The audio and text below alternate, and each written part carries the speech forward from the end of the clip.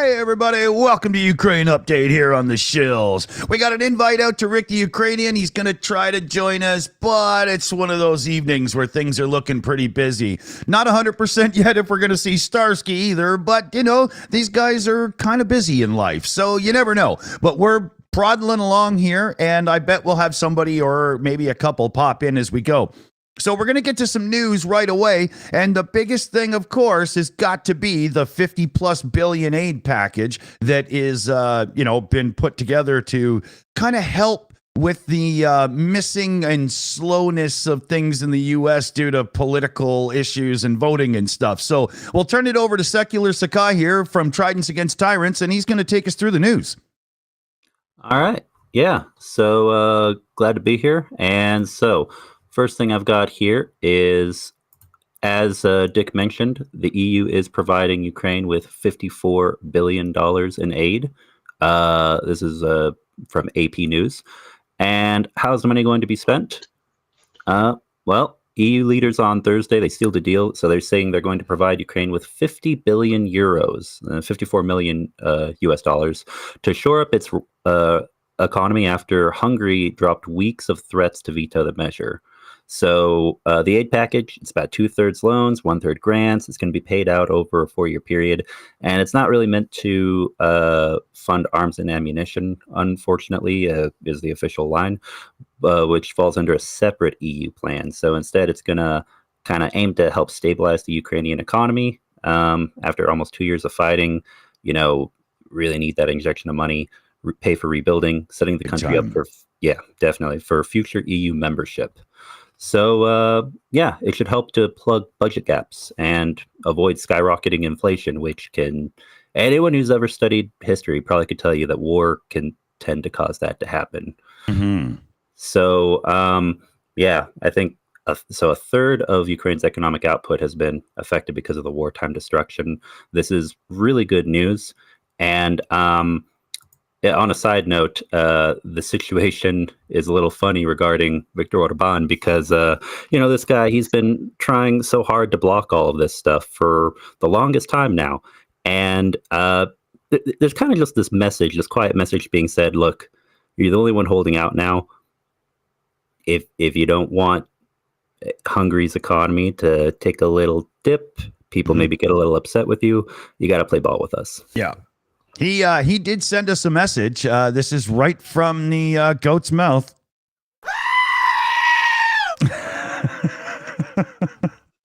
Had to be done. Yep. So beyond that, it's going to do stuff like pay state salaries and pensions and support the economy so they can keep things afloat until they get some more military aid. And that, hopefully, ideally, this will send a message also to Washington, D.C. that says, look, Europe is doing its part to help out. And come on, are you guys going to get in the ring with us? Because Ukraine really does need it, and it helps everybody. Yes. Commander McMillan, any thoughts on the package and, allocations and stuff and whatnot? I think the key takeaway is that the package is primarily for economic development stuff and potential integration with the EU when the war is over. The shortfall in munitions continues. The problems they're having with maintaining the equipment they received from the US and NATO continues.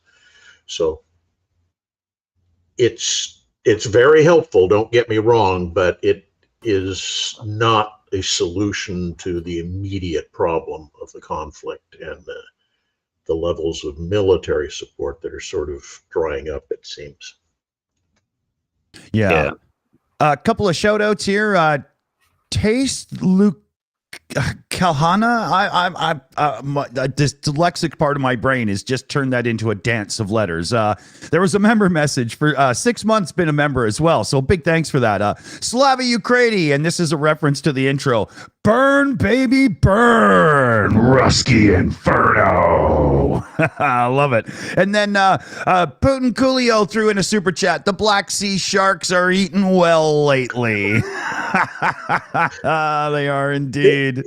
It still marvels me how a country that effectively has no navy is dominating the prime power in the Black Sea. Yeah, yeah.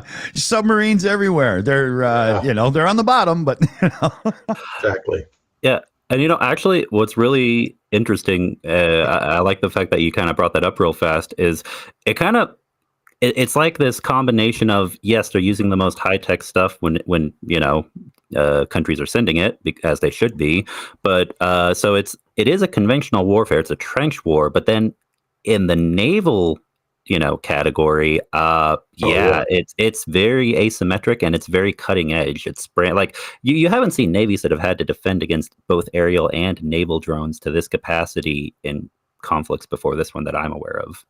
Yeah, and one of the takeaways for me is that when you really look at it, the Russian Navy, at least the forces in the Black Sea, are primarily Cold War vintage ships and submarines. Mm. And so you're seeing the radical difference in ability to react to emerging naval threats from modern stuff to stuff that's only 20, 30 years old. Right. Yeah, I mean, when you think about like a big ship and it's got the guns that can shoot down incoming missiles and things like that and whatnot. I learned about this a little bit in that TV show, The Last Ship. I thought that was a pretty good show. But those old defensive weapons, are they any good at the modern face of warfare? Are they still I know it's not Ukraine, but we'll talk about it momentarily. The Houthis in Yemen fired some missiles at ships, and the destroyer that was fired at used its super advanced Aegis system to try to shoot it down with one of its air defense missiles. That missed. They had to use, for final defense, what we used to jokingly call cheese whiz. Yeah, it's CIWS, which is one of those lovely military acronyms of close-in weapons system. But it's basically a radar-directed 20-millimeter Gatling gun, and it shot the missile down. So these systems are effective, but you need to layer your defenses. And what's happening is the Russians don't really have that kind of ability to layer defenses. Their electronic systems are out of date. They haven't really modernized them since those ships were built, whereas our ships usually at 1 or 2 points in their lifespan will undergo major refits where all of those systems tend to get updated and modernized. So that's one of the things that's going on, and it compares back to what we saw in the early part of the war, with the Russians using, their top line equipment, but it wasn't able to really defend effectively against javelins and so forth. It's, that if you don't keep up with the times, and military technology is changing extremely rapidly right now, and has been for about the past 30 years. If you don't keep up with that, you're left very vulnerable. I agree. Yeah. Shout out here, Yvonne Way, queen of the super sticker here on the Shills, sent in a super sticker with the little fox doing hiya. And you can see it right there on the screen. Thank you, Yvonne Way. Thank you very much. I'm just double checking here. I wonder if we shouldn't switch over to Dave for a minute, because with the chatter we've already had, I'm guessing we've already got some questions that are ready to be fired off here. Yes, we do. Michael Michaels is asking, any more news about the Glustub GLSDB? They have arrived, as the Belbek airfield in Crimea will attest. So that was what was used there. Okay. Some of it. If I don't want to get into the specifics, but it was an extremely well-coordinated operation, and they had to fire off volleys of different kinds of missiles to get through the very dense air defenses that the Russians have in the Crimea.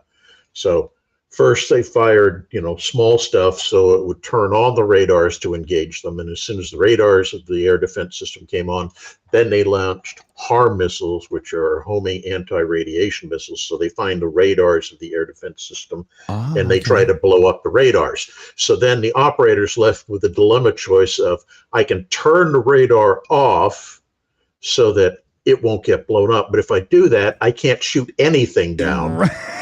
Or I can leave it on and hope I get lucky and shoot it down, or probably have my radar blow up. Yeah, it becomes a game of Missile Command from Atari at that point. Oh yeah, and once they had fired the HARM missiles, behind that wave, then all the glide bombs start coming in to hit the airfield. Right. So, what's the old saying? Create dilemmas for your enemy, not problems. Oh yeah. A problem has a solution. A dilemma means you got to choose one of several possible shitty options. Exactly. Now, I've heard it discussed, Commander McMillan, that the operation, that one specifically, was very much shows the intense intelligence and strategy going on in Ukraine versus their enemy. Oh, absolutely. Absolutely. And while I know the Ukrainian intelligence services are quite capable, I think it's safe to say that at least for targeting stuff in behind the Russian lines, they're probably being handed information through back channels of, Right. By the way, you might want to look carefully at the right corner of this picture. That's not a watermark. We got Putin Coolio came in. Is that? Am I saying that right? I'm pretty sure I've been corrected on this before, and I should already know better. But you mean Huilo? Yeah, that okay. I knew that. Okay. My Russian general bingo card is full. Yeah, you're not just trying to make straight lines, you're just trying to fill it up all the way now. Exactly, yeah. And we all know when it comes to Russian bingo, you can only use a red dabber, so. Yeah. So let's see. Let's keep with Dave here and a couple more viewer questions. Yeah, sure. There was one from Christian McCall who was asking anyone on how many of the new Glistubs Ukraine will be getting. I don't know. The number probably is classified, although I'm sure if you dug through, all the discussions that went on during the negotiations of what they were going to be giving them during that particular aid package, it'll give a ballpark figure. My guess is it's probably around 100, 120, somewhere in there. I can definitely say this, that assuming that they operate very well and give the Russians a major migraine, Boeing will probably be very happy for the publicity if Ukraine sees good success. Given their other problems right now with the 737-900s, they're probably looking for favorable press. Are you kidding? Boeing executives are going around towns right now trying to help cats out of trees just to make themselves look good, Exactly. You could do a whole separate section on Boeing. God. Oh yeah, must be tough right now. Imagine being one of the guys on or women or whatever on the board for one of their competitors, like Airbus and whatnot. I mean, can you imagine? So what are we going to do today? I was just sit back, read the news, and get drunk. Oh, so yeah. But let's not get off topic too much here. Yeah. Do we have more questions, or should I move to another news? Let's get another question or two in, and then we'll switch back into some more news here. Okay, sweet. Yeah, there's a really interesting one here from Murray Duncan. Don't worry for anybody else who thinks that their question hasn't been asked yet. We do have them in order. Don't have to keep sending them. Not to worry. Britain lost 385,000. I assume that's people. In 6 years of World War II, United States lost 405,000 in 4 years of World War II. Russia has lost so far approximately 390,000 in 2 years, less than 2 years, in Ukraine. What are your thoughts? It's not conducive to being popular if you're a Russian politician. Oh, I think that it very strongly, backs the claim that the meat grinder is real for Russia. Yeah, because it was bad. It was bad in World War II, but when the numbers in a certain amount of time even compare to or make that pale in comparison, that's pretty bad. do it in square miles of war-torn territory versus deaths on the battlefield, and that becomes a shocking statistic. Yeah. The other thing I think that's worth pointing out is that as they grind through all these personnel and also the equipment they have, they're actually declining in efficiency, because all your trained cadres have pretty much become casualties now. All your top line equipment has been severely attrited, so you're replacing it with second line, third line stuff. Your training pipeline doesn't exist, because basically as soon as a guy is mobilized, you hand him an AK and send him to the front. And the Ukrainians are taking the time to actually train their people very well. They go to NATO training grounds and get schooled on that equipment. So there's not just the personnel losses that's causing an issue, but it's also a force disparity where one side is going up and the other side keeps going down. The trouble is you have a huge disparity in population. Yep.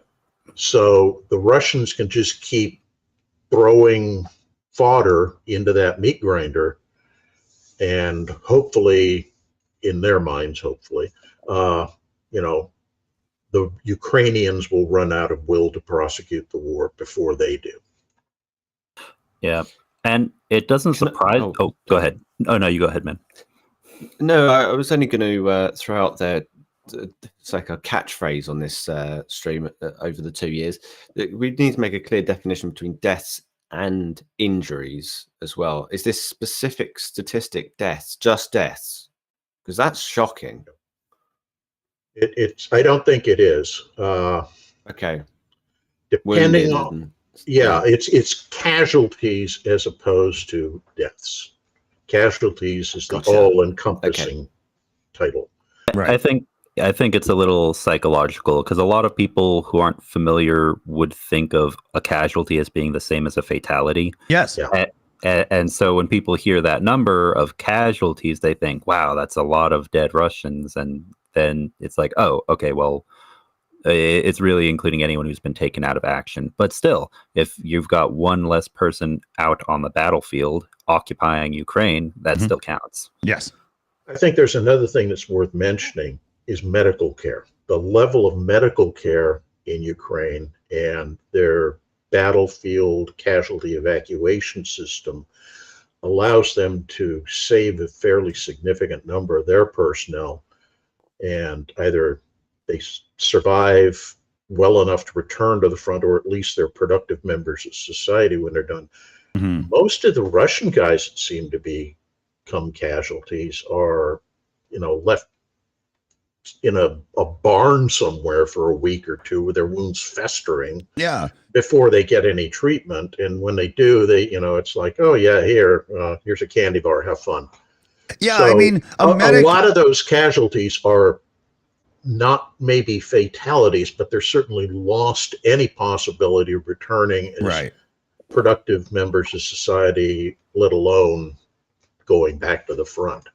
I mean, it's becoming a situation where the medic in the Russian army is just a guy that stays at the back with a pistol that's got a silencer, so the rest of the people don't hear. He's just shooting them in the head, There's sadly some truth to that. Yeah. Wow. So medic, mortician, and and executioner, I guess. Yeah. Yeah, when the medic is digging holes, you know you got problems, right? You know? Quite the timely question has just been thrown in there by Michael Michaels. Hard to get any info, I suspect, but any news on how Russian hospital services are running, if at all? They are running. They're not running well. They're poorly supplied. The casualty evacuation system. I mean, you can go on YouTube and search for it, and you'll find dozens of things of Ukrainian ambulance services who go into the front lines, get people out, evacuate them, get them back. You know, they're fairly well supported. The Russians, it's literally, sorry about your luck. Yeah.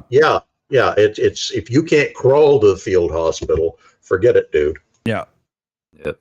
We got a super chat here from Garth McHale. I think that's right. Garth McHale. $5 super chat, Canadian too. Watching via Starlink on a tugboat above Campbell River, British Columbia. What a great place to be. Awesome. No Russian interference with my GPS here so far. I'm still not convinced that GPS glitch was Russian induced. Yeah. I keep seeing headlines, but has anyone heard anything about a new attack? Because if it's a pattern that keeps popping up, that's one thing. If it happened once or twice, then I'm not convinced they would have the capability to just do this wherever they want, whenever they want. Yeah. But yeah, if we got some more questions, let's see here. Do we have any, Dave, that you see? Let's bring in a couple of news things and foster some more questions in. Oh, okay. Perfect. Yeah, go for it. All right, then as far as news goes, here's something very interesting, which caught my eye just because I hadn't heard about it until here recently.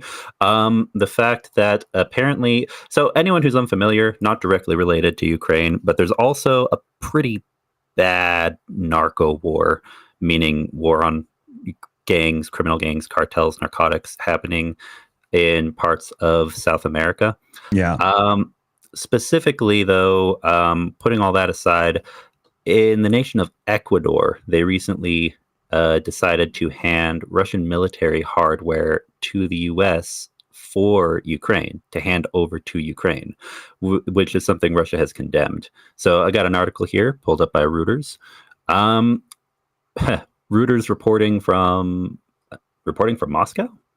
Well, in any case, Russia's foreign ministry on Friday condemned a decision by Ecuador to hand over Russian-made military hardware to the United States for use in Ukraine as a quote-unquote reckless breach of contract, the RIA news agency reported. The Ecuadorian government said last month it would take up an offer from Washington to swap what it called Ukrainian and Russian scrap metal for advanced U.S. equipment worth $200 million.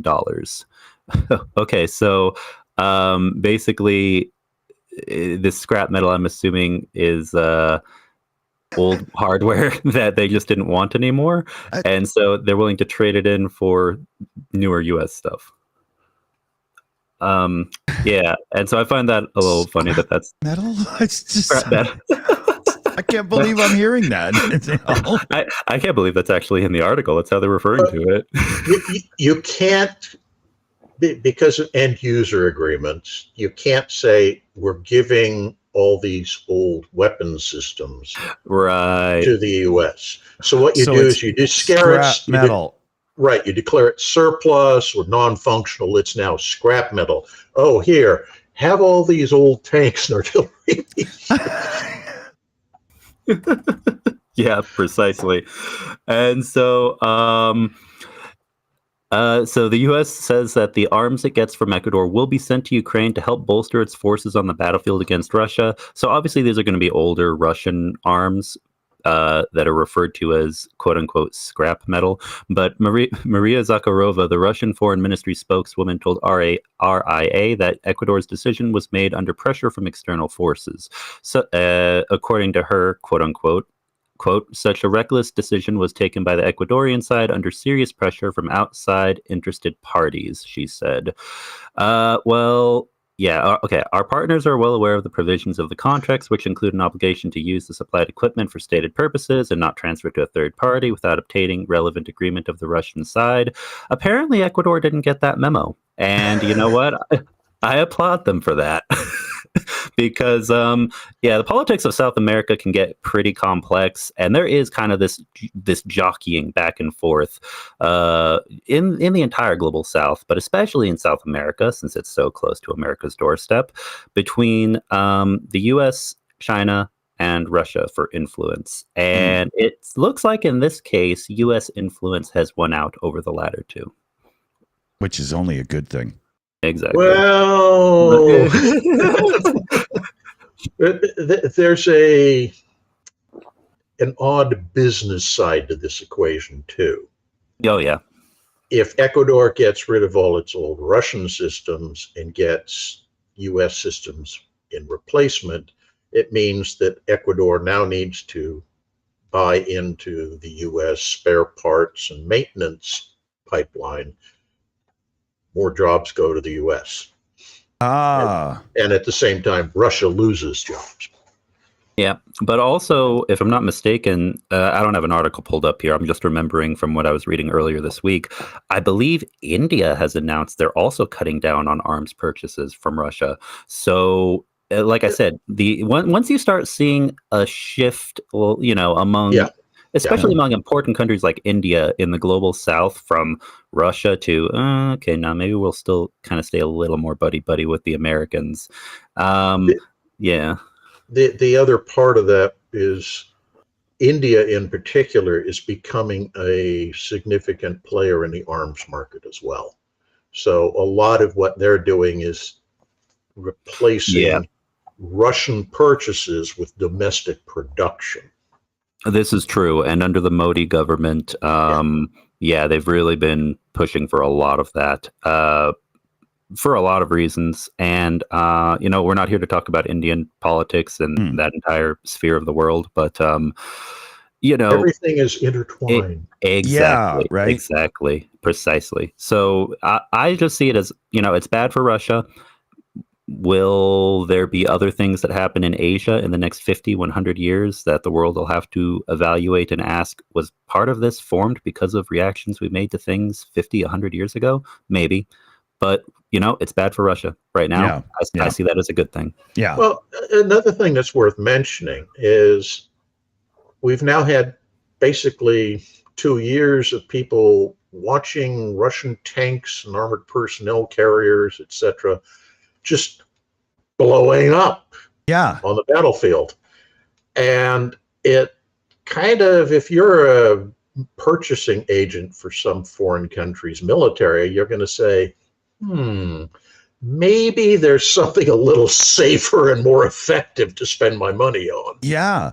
I mean, and at this point, how much does Russia really have to sell? I mean, are they trying to flog guns that are dragged by horse and carriage now? Like to the, you know what I mean? Like that's another part of it too. I have all these be? lovely Napoleonic War surplus bronze muzzle-loading cannon. Exactly. Unironically, I think that at one point, before they started ramping up their production more, the lack of supplies on the Russian side was so bad. Well, actually on both sides, but especially the Russian side, they were pulling out like Gatling guns, like 19th century equipment, early 20th century guns for a brief period. Yeah. Old Maxim water-cooled machine guns from the Tsarist era. No, seriously. World War I machine gun. Yeah. I mean, it's more than just deja vu at that point. People compare this to World War One. Yeah. Well, okay. Honestly, it really resembles it in some places. Yeah. Okay, so here, a couple of shout outs. Yvonne Way gifted in 5 Shills memberships. Huge thank you there, Yvonne Way. Get the hearts up. Come on, you stupid thing. And then CF came in with 5 Shills gifted memberships as well. So thank you to CF and welcome everybody to the Shills family. Hope you stick around.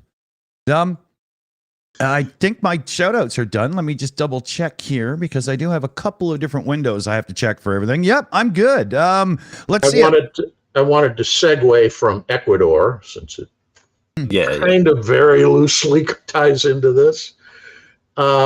One of the things that we're hearing are a lot of problems in Russia right now with rising crime. Because remember all those prisoners from the criminal prisons that were drafted into or volunteered into the Wagner group? Right. Well, their little term of contract is now up, and so they're being released back into society. The dramatic problems are occurring in terms of rise of crime and so forth. Plus, alcoholism is up like 40%. Let's face it. You return from the front lines and there's a damn good chance you're going to sit back. What do? You get freaking drunk and stay drunk the entire time. Exactly. Yeah. Man, I'll just say this. If there were a return to the kind of crime wave, I shouldn't be celebrating this, but honestly, just to hell with Russia, the Russian Federation, at least, the government. If there were a return to the crime wave like the 90s, or I mean, if somehow they organized enough to make it as bad as, say, El Salvador right now with their issue they're dealing with, that would it'd be like chef's kiss, just desserts, as far as Sorry, 1 second here, but I missed Chris Lundy giving 5 Shills memberships as well. I'm a total dipshit, but I've caught myself up. Thank you, Chris. Thank you very much. So more people welcome. Hello. Awesome. Thank you so much. And I've got another piece of news here that I can segue into right quick. Perfect. So we've got here interesting piece of news from the Netherlands. Netherlands has joined an IT coalition to support Ukraine and will contribute over $10 million to it. I find this very interesting because for anyone unfamiliar, early on in the war, and I'm fairly certain even still now, there's kind of been what is affectionately called an IT volunteer army for Ukraine of technical specialists, hackers, cybersecurity experts, just anyone who really has a certain skill that could be useful in cyber warfare or cybersecurity, assisting Ukraine right now, many on a volunteer basis. So seeing this is quite nice. Let's take a look. So during the Ukraine Defense Contact Group meeting on January 23rd in the Ramstein format, the Netherlands officially joined the IT coalition, a development reported by Ukraine's defense ministry on January 27th and confirmed by Maria Trill in Euromaidan. Led by Estonia and Luxembourg, this coalition is dedicated to supporting Ukraine's Ministry of Defense and the armed forces in the fields of IT, communications, and cybersecurity. The Netherlands has demonstrated its commitment by contributing a substantial 10 million euros, not dollars, 10 million euros, equivalent to over $10 million in funding. So, yeah, this is fantastic. The coalition operates as a specialized group within the Ukraine Defense Contact Group, and it's got 12 member countries: Ukraine, Belgium, the UK, Denmark, Estonia, Iceland, Italy, Latvia, Lithuania, Luxembourg, the Netherlands, and even Japan. So this is very fascinating, in my opinion, because, we hear a lot about the aspects of warfare that, of course, have to do with the front lines, with infantry, with artillery, with the different drones, naval and air. And, well, I haven't heard a lot about land, but definitely naval and air. Naval and air drones, excuse me. So hearing more about the cyber warfare and cybersecurity side of things, because that is very important, everybody. People kind of overlook it, but electronic warfare, what was mentioned earlier with that's not technically, it's not hacking something. It's actually using something to basically disrupt GPS and other electronic equipment on the enemy side. But, that along with hacking infrastructure, both military and civilian, because remember, in pretty much any country, you've got a certain integration and separation of the two. And if you disrupt economies, disrupt civilian society with things such as hacking or bringing down entire banking systems, it can make a significant effect on a country's economy and their ability to conduct a war. Russia, for example, would love to see more major operations on Russia. And so this is very good to see. And hopefully Ukraine will come out of all this with some incredible know-how in the realm of IT operations specific to warfare. Yeah, which is very valuable skills these days. Yeah. Very much so. Very much so. So let's see here. Let's switch our pace back over to Dave and see what the viewers have been saying and asking, and get everybody involved again. Yeah, you say change up pace. You mean speed up? Yeah. Well, no. Speaking of which, hold on. Let me do a super chat first. I late threw in a super chat. I would not be surprised if Russia starts coming into battle with swords and slingshots. I mean, that would absolutely fit the orc image pretty perfectly. Yeah. Meat's back on the menu, boys. Yep, green meat, the best meat. All right. So, I'm sorry. Did you say yet another question, Dave? Yeah. Yeah. Well, I didn't ask any. Yeah. No, that's all good. All good. No, it's fine. Don't worry about it. We might need to add like a little timer on this because I suspect we do not want to just talk about this topic forever. But it is a question, and I can ask it. And if you don't want to answer it, then that's fine. Raven has asked both McMillan and Sekai, in the event that Trump is the next US president, what effects do you imagine this would have on the Ukraine war and foreign relations? Clock's ticking. That was pretty perfect timing. Yeah. Exactly.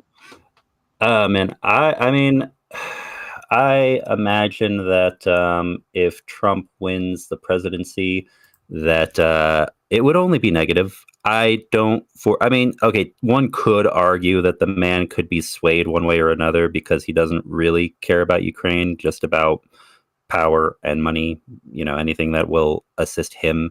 I really do think the man is a narcissist. But at the end of the day, yeah.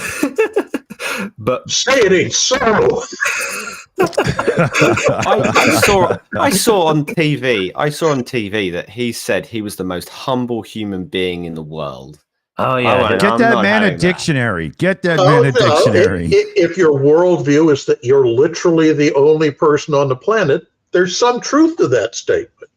When people come out, and I have seen videos of this, and I know there was actually a low-budget film made about it, saying they literally think you are the Messiah, and you don't correct them and say, no, I'm not, then I think you've got a little bit of a megalomania. Little. Oh, yeah. Yeah. Go ahead. Well, invite him on a show like this, and the active speaker screen, the bigger one that shows who's talking, would just keep getting bigger every time he spoke. And then his head would start to enlarge and take over the screen, and it would just be these eyes beating down at you. Precisely. But okay, so to answer the question, okay, someone could argue that, but no, I don't think so. If he wins the presidency, it will be bad for Ukraine. Now, is it possible maybe some small paltry amount of aid, like, I don't know, here's 50 million just for Ukrainian aid, and the American people think 50 million is a lot of money if you present it to Trump supporters, maybe something like that could happen, or it could just be nothing at all, like zero, not a dime. But if Donald Trump wins the presidency, he already has said it before, and he still says it now on the campaign trail. He has not said, I wouldn't believe him even if anything that he said, just like Russia, I don't believe anything Trump says. But he has not said, I will not be pulling the U.S. out of NATO. He has not said that he won't be making any sweeping changes to, basically to law and order in the U.S. his first year in. He said, I don't want to be a dictator except on the first day, just that one day. So... and multiple times he said this. It's like, what does that even mean? It means you're going to be a dictator, and it only takes one day to make some serious damage. So the bottom line is, we all know this, but it is good to reiterate it. So the question is good to answer. In my opinion, it would mean Ukraine either being forced to fight this war alone or only with a bit of assistance from the EU. Or, I mean, no one wants to see this turn into something that's like an insurgent war. Like, Ukraine needs to maintain its territory and remain a sovereign nation. U.S. aid is crucial to that. If you're an American and you're listening to me, please, for the love of God, don't vote the orange man in. Yeah, no doubt. I will point out one thing. He has begun to start ameliorating some of his speeches. Now, you never know whether it's him doing it on the fly with his adult mind, or if his scriptwriters are trying to put this in to push it. But it's clear that somewhere along the line, they're beginning to realize that the majority of Americans are actually in favor of continuing some level of support for Ukraine. So he's been saying things like, well, I'm not pro-Russian, I'm not anti-Ukraine. If I'm elected, Ukraine will still begin to, continue to get some level of support, et cetera, et cetera. But it's still A, not entirely believable, and B, the tone of it is that, I might give them that $50 million trickle, which is meaningless effectively. Yeah. So, Spend that in a week. Well, and also C is the fact that a lot of his followers literally just will take whatever he says as though it's the truth at face value. So tomorrow he changes his mind and he just flips and says, no, Ukraine has nothing to do with us. America first, blah, blah, blah. Yep. And they'll just swallow it. It's just, of course. That's what they'll think. Well, Trump supporters are used to swallowing a lot, I think, so. Sad. Can I have a follow-up question as well? Because it sort of gets away from the presidency, and actually, some people think that it doesn't actually have very much power. What's the chance of Ukraine aid being introduced to the House floor if separated from the border issue? That question was from Cheryl Waitley, by the way. That's a really good question. I think both sides see linking those two issues as important to their cause. I think the GOP sees that they're not going to get much traction on the border issue without finding something to tie it to and say, we'll give a little on this if you give us our border issue. But at the same time, I honestly have to wonder if they really want a resolution on the border issue, because that's one of the key rallying points for that side right now. And if you actually come to some sort of solution on it, then what do you have left to rally the morons to? Yeah, no, precisely. I think in the short to medium term, there's no intention of actually trying to resolve that. It's just a convenient talking point. In the long term, there might be some hardliners in the GOP, especially with how extreme it's become, who really do want to take extreme actions to shut down the border, the kind that people would not want to see. But in the short to medium term, absolutely not. To me, it's funny. It kind of reminds me of the situation with the CCP in Taiwan. It's like, well, everyone knows that eventually at some point there's a good chance that something might happen. But in the short term, it's, Taiwan is a pretty convenient political talking point for communists. The negatives so outweigh the positives for doing, on their side, an invasion that I can't really see it ever happening. At least, as you say, in the short term. And by short term in this, I mean, 3 to 5 years.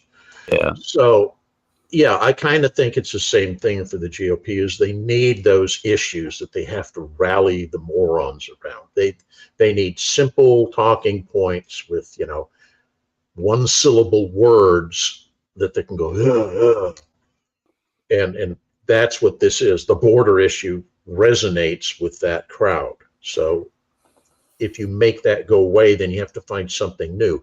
Right. And you may recall about halfway through last year, they had lost focus because of, the Supreme Court ruling on Roe versus Wade. And they were literally just flinging spaghetti against the wall to see what would stick with the mob. Yeah.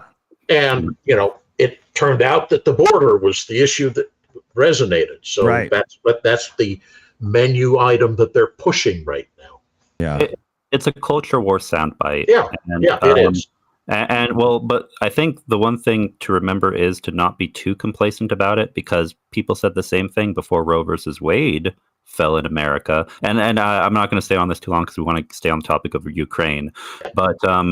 But yeah, anything could happen. Like, no one expected that basically you would have in Texas, for example, people being arrested just for being pregnant and traveling down the wrong road through the wrong city, or bounty laws. A lot of people aren't aware of that. But my point being that anything could happen in the long term, and some of these people do think about that. But yeah, in the short to medium term, a lot of these politicians who are just in it for the fame, the career, the money, it's bad for business. So and Yeah. it ties to Ukraine. Yeah. Hey, one Rick. second, buddy. Nobody Hello, can hear you stranger. yet. Give me 1 second to add you to the show properly here. Got a surprise for y'all, fellow babies. 1 second here. Let's see. I do believe I can put you right there. Sorry, everybody. I'm going quick here. Going quick. That should work, right? Yeah, there we go. And then if I come here,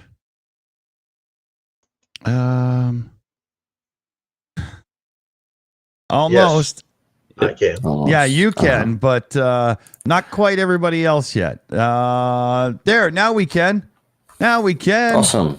Hello, Who cares everyone. about the little- How's it going, buddy? Welcome. Glad you made it. Glad you made it. Yeah, I thought it's better late than never, right? So here I am Yeah. for 20 or 30 minutes. Happy to see you all, guys. Missed you. It's been, almost a month? Yeah. Or even more since I've been here last time.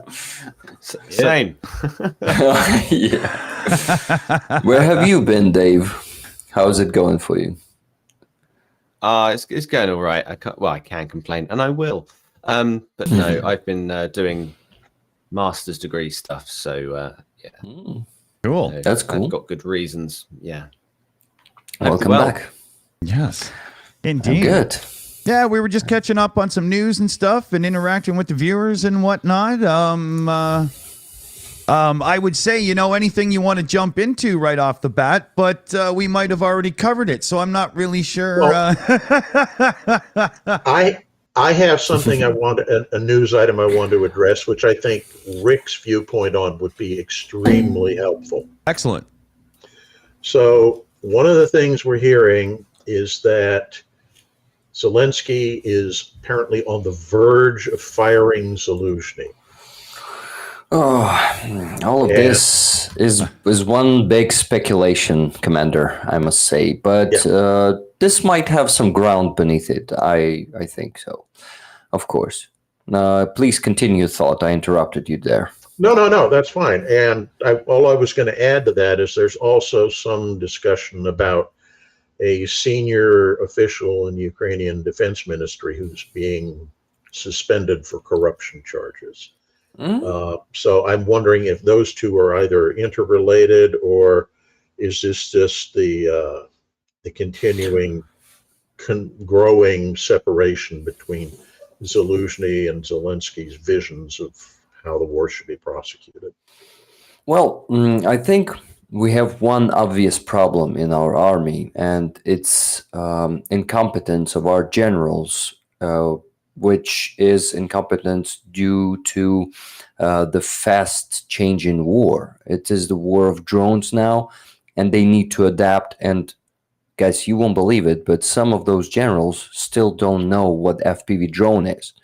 They are taking some of our soldiers and putting them, some of our FPV drone pilots, and putting them into trenches. And of course, those guys are not stormtroopers, and they are just dying there. And that is happening more often due to a lack of personnel in the army these days, because our conscription in 2023 unfortunately failed, and we really need to do a big one now to compensate all the losses we took in 2023. So this is not an easy decision to mobilize 500,000 men at one time, and it's gonna be pretty tough in our society. But we have no other choice. It's either that, or we have breakthrough on every front. We have. So the situation is really critical, and I think this might be the reason. The many fuck ups from our generals who are not actually being, they are not taking any consequences. They are being promoted for just sending, just like Russians. They are sending our troops to just sometimes unprepared properly, just to take some forestation, and of course a lot of them will be killed, and they are being promoted for that. We have multiple cases being talked about here for the last few weeks, and I think this might be the reason, because nothing is being done. Zaluzhny, unfortunately, is not making any justice there among his generals. I think it's his work. So this might be really happening behind the scenes, but what the fuck? Those who are trying to speculate on that, they know nothing. They have those anonymous sources. This is just like the New York Times or Washington Post have been screwing up for the last half a year or 1 year. When they have those anonymous sources and all that bullshit. No, we should not tolerate that kind of media, guys. We should not tolerate those kind of articles where some anonymous source said. No, if Zelensky wants to get Zaluzhny down, this won't. Big part of Ukraine won't like it. But he's not the saint. He's a human, and he can make mistakes. What we want to see here, what we Ukrainians want to see here right now, is those who just waste the lives of our soldiers being displaced from their positions, being prosecuted for, I would say it's not just some, I had the word, I don't remember it in English. Incompetence? Yeah, not just incompetence. Well, I've heard some from soldiers themselves. I have some soldiers who I talk to, like meeting person to person, and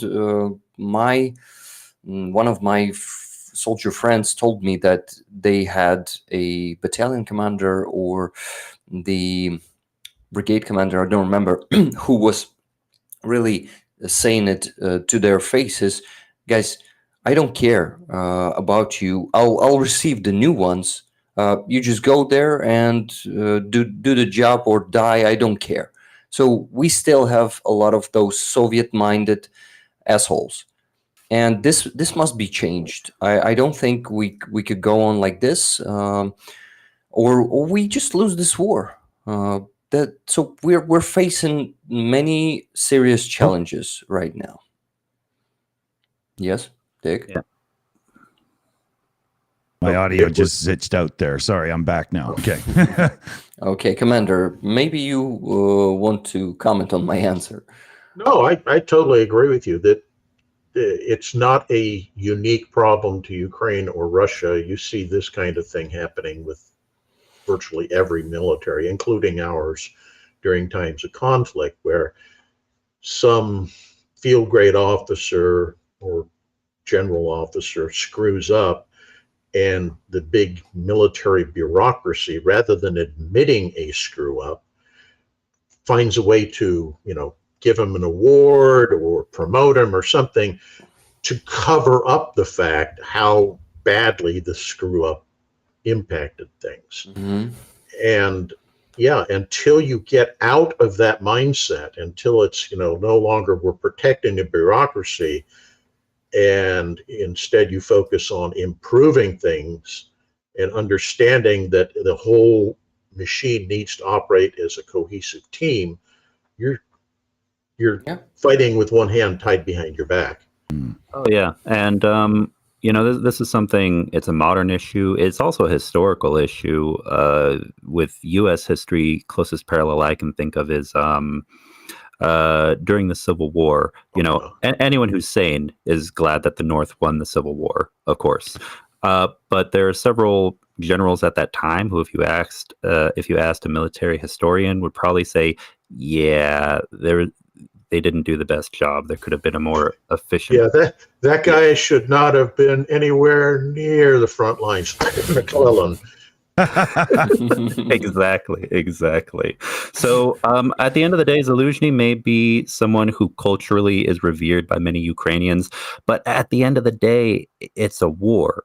It's it by necessity, it has to be meritocracy. And if the man has done a good job, but he's not up to the task of getting the Ukrainian military where it needs to be with whatever resources it's going to have in the next 2-3 years beyond that, then got to find someone else. Yeah. Yeah, we guys just need not to make an idol of a person. Of course, he's a good general. He showed some success, but I mean, it's democracy. Even in the army, we should switch the commanders because there's always like demand for the time. The time has changed. This war is going for 2 years, and it changed significantly. Small groups tactics, it doesn't work anymore, and we just need to reform our army, and that's usually starts with the top. That as we have a saying here, that fish is rotten from its head. Do you have something similar? Yeah, we actually have that exact phrase. Yeah. Mm-hmm. Yeah. So the thing is, we see the repeating mistakes that being made, and for those mistakes, no one in the army is being, top ranks is being charged or taking any consequences. They go on, they keep repeating those mistakes, and for that we just need to figure out something else, I think. And going also to the question about corruption in military, in Ministry of Defense. It has nothing to do with Zaluzhny because it's actually not the military, but the Ministry of Defense. Yeah, and it goes to Reznikov, the previous Minister of Defense, and the current Minister of Defense, Rustem Umerov, who is actually doing some significant changes there. Like he started with... I think he started the digitalization of our paper army. The process has started, but for now only on top levels. So the thing is, we need to get it to the bottom to prevent not just the corruption, but also you see what is happening in our army. You can send soldiers at some position, and you have the paper for that. And what you can do, you can actually replace this paper with another paper, which will say you've sent them on positions 2 days later or 2 days earlier, and you can cover up your fuck up by that. It's some kind of it's not a corruption technically, but there's actually, how can you call it, Commander? How can you call this process? Covering your ass. Yeah, I would say that. So I think also none of top ranks is being punished. Also, that they can cover their tracks pretty well, Yeah. because they own all of that. So Yeah. yeah. One Sekai. thing that I think is really important with everything you're saying is people need to remember. A lot of people like to separate the two and think there's politics and then there's the military. But no, really, there's civilian politics and there's military politics, and this is Yeah. true everywhere in the world. Yeah. So Mhm. Anyway, I'm sorry, I didn't mean to interrupt you. No problem. Good. I think this is going to be my new hand signal from now on. It's all interrelated. Yeah, we Yeah. both did that at the same time. That was Yeah. funny. You synchronized there, guys. Yeah. So what? To sum it up, I must say that the thing is that digitalization is going to help a lot when it's going to be fully implemented, because we also need to make all the papers, not just for Ministry of Defense, but for the army processes themselves. We need to digitalize it. We need to exclude humans there, like the middleman, and soldiers will be just writing them down and putting them into the database. Now, we will really change a lot with that, but it will still take at least 1 or 2 years to implement all of that.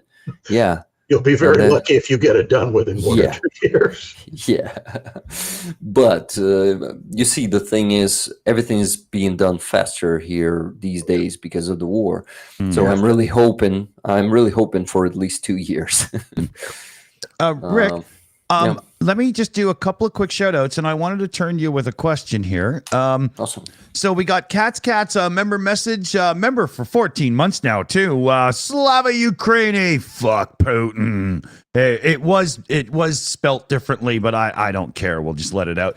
Chris Lundy, a member message as well. Welcome to the stream, Rick. Everybody loves having Rick around, so more hearts there. And then Silver Earth with a member message. Hello, Rick. So everybody was very glad to see you, Rick. Thanks for popping in. I'm really happy to jump in. Yeah, we love it when you can make it. It's great.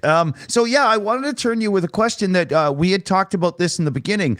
The 50 plus billion aid package that's been allocated. It is over a few year period and stuff like we discussed, but it's primarily towards things like infrastructure and so on and whatnot. What are your thoughts of that on it? I think it's a great step in EU-Ukraine relationships. I am really happy that they managed to settle with Orban or push him to some agreement.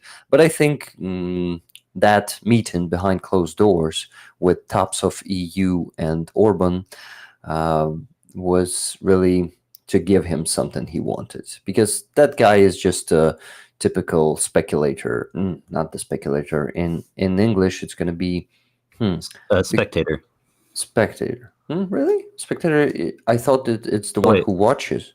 Oh, sorry. You're making speculation? Then No. In this case, I mean the one who is trying to get the best for himself.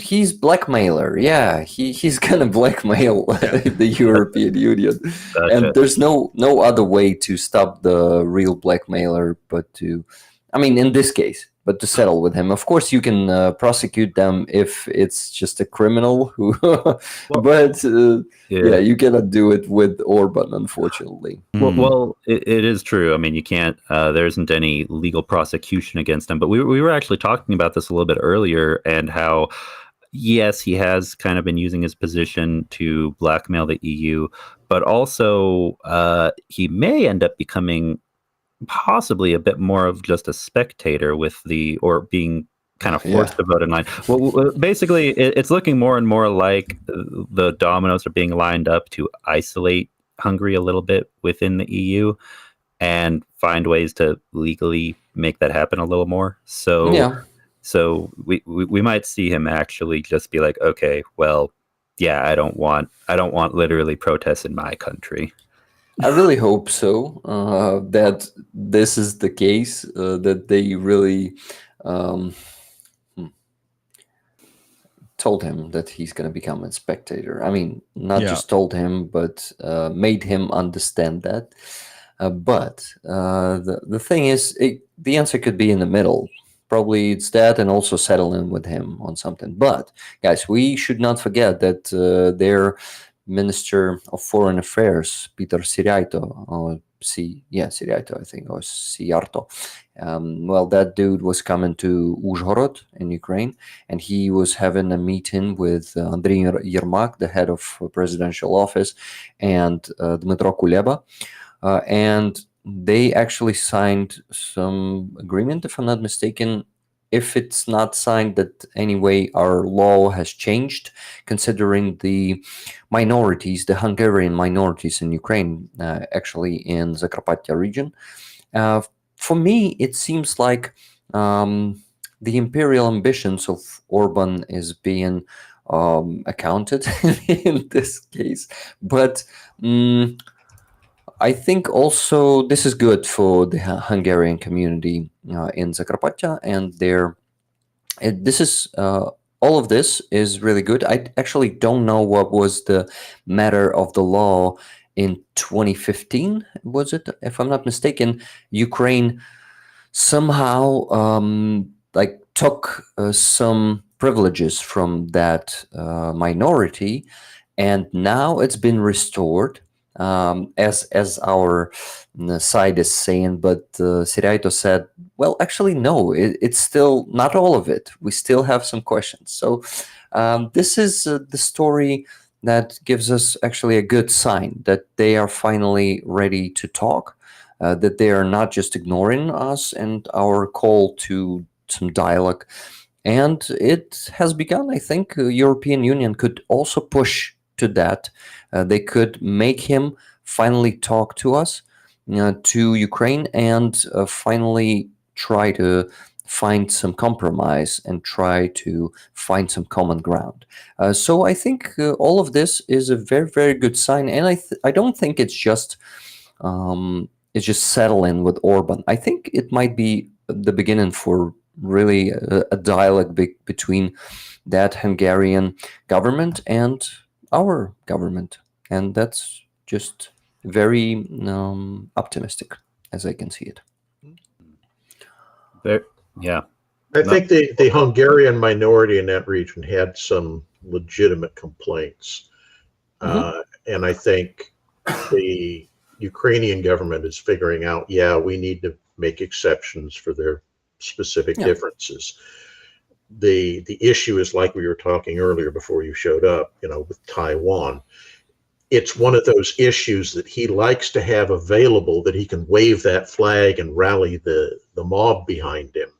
And if it really goes away, that weakens his ability to do that kind of thing. And that, as with any authoritarian, that's the kind of thing that keeps them in power, makes them powerful, is the ability to mobilize a public fanaticism over some relatively small and trivial issue.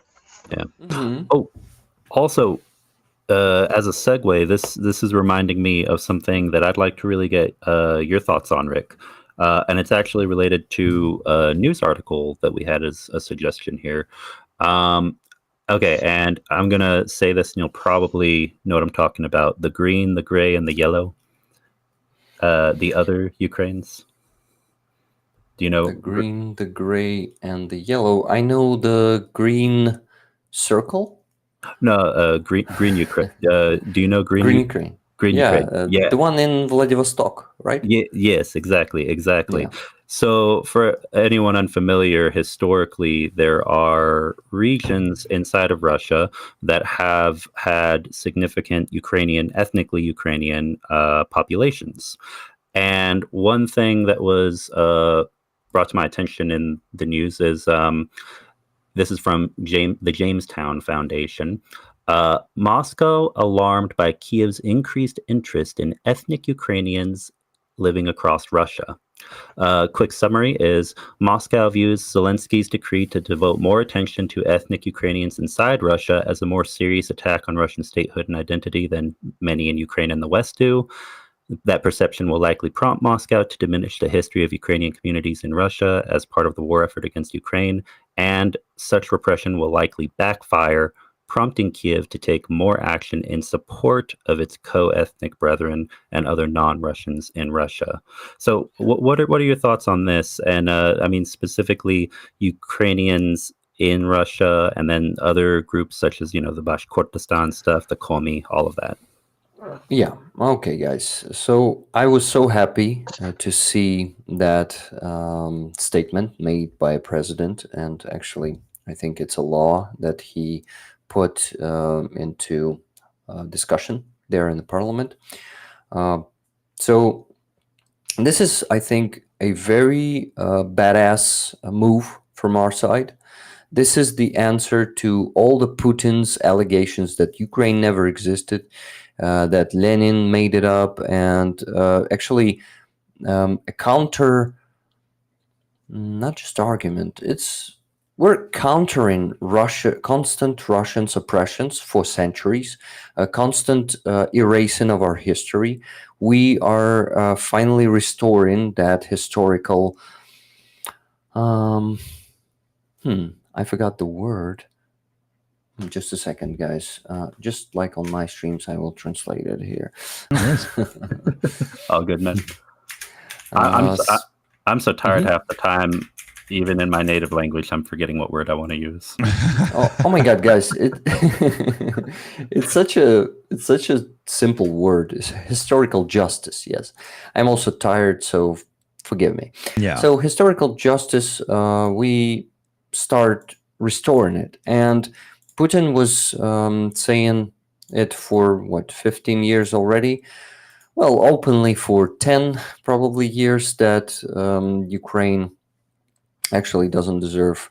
It is actually not the country, not the sovereign country. So we must take it because it's actually a territory of Russia, and we finally make some steps to counter that. Not just to say no, it's not.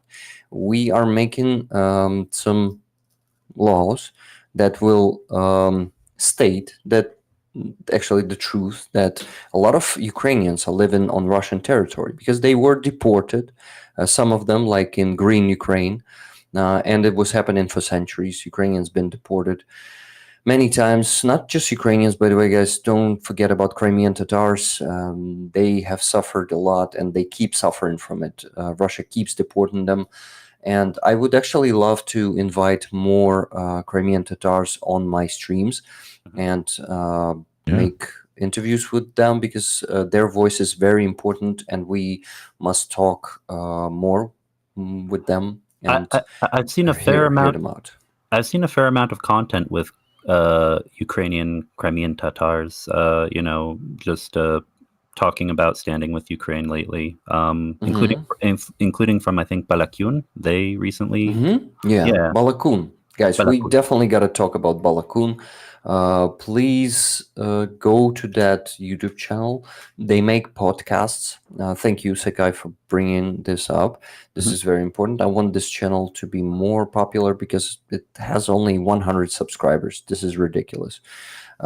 If you want me to send you the link to that channel, or that's what I should do. So the latest podcast was with a Crimean Tatar, and there are 2 parts. You definitely gotta go listen to this one. I still haven't, sorry, but I'm apologizing how do you call it? I'm apologizing before Balakun, right? Is it the right way to say it? No? Apologizing to? Two probably, yeah. I think yeah. before is to Ukrainian version. So I'm apologizing to Balakun, to Sandy. Sandy is from New Zealand, and there's Vit there. He's a Ukrainian. So it's a Ukrainian New Zealand project. There are 2 interviewers there. They're amazing at what they do. And they interview Ukrainians. By the way, guys, I was also interviewed by them. There's a podcast with me on their YouTube channel, not only on YouTube, all those podcast platforms. They also are represented there. So, yeah, Balakun is bringing the Crimean Tatar voice, and also Ukraine Matters. About 2 months ago, Georgie was interviewing Leah, if I'm not mistaken, her name is. She's a Crimean Tatar activist. She is currently in somewhere in central Ukraine, I'm sure, because she would be repressed if she was talking like that, unfortunately, in Crimea. Because if you openly criticize occupation, you go, unfortunately, to jail, and then also transferred from Crimea to some deepest parts of Russia. That's what happens with most Crimean Tatars. Or like with that concentration camp, Isolatia. Yeah, that is one of the destinations, one of the possible destinations.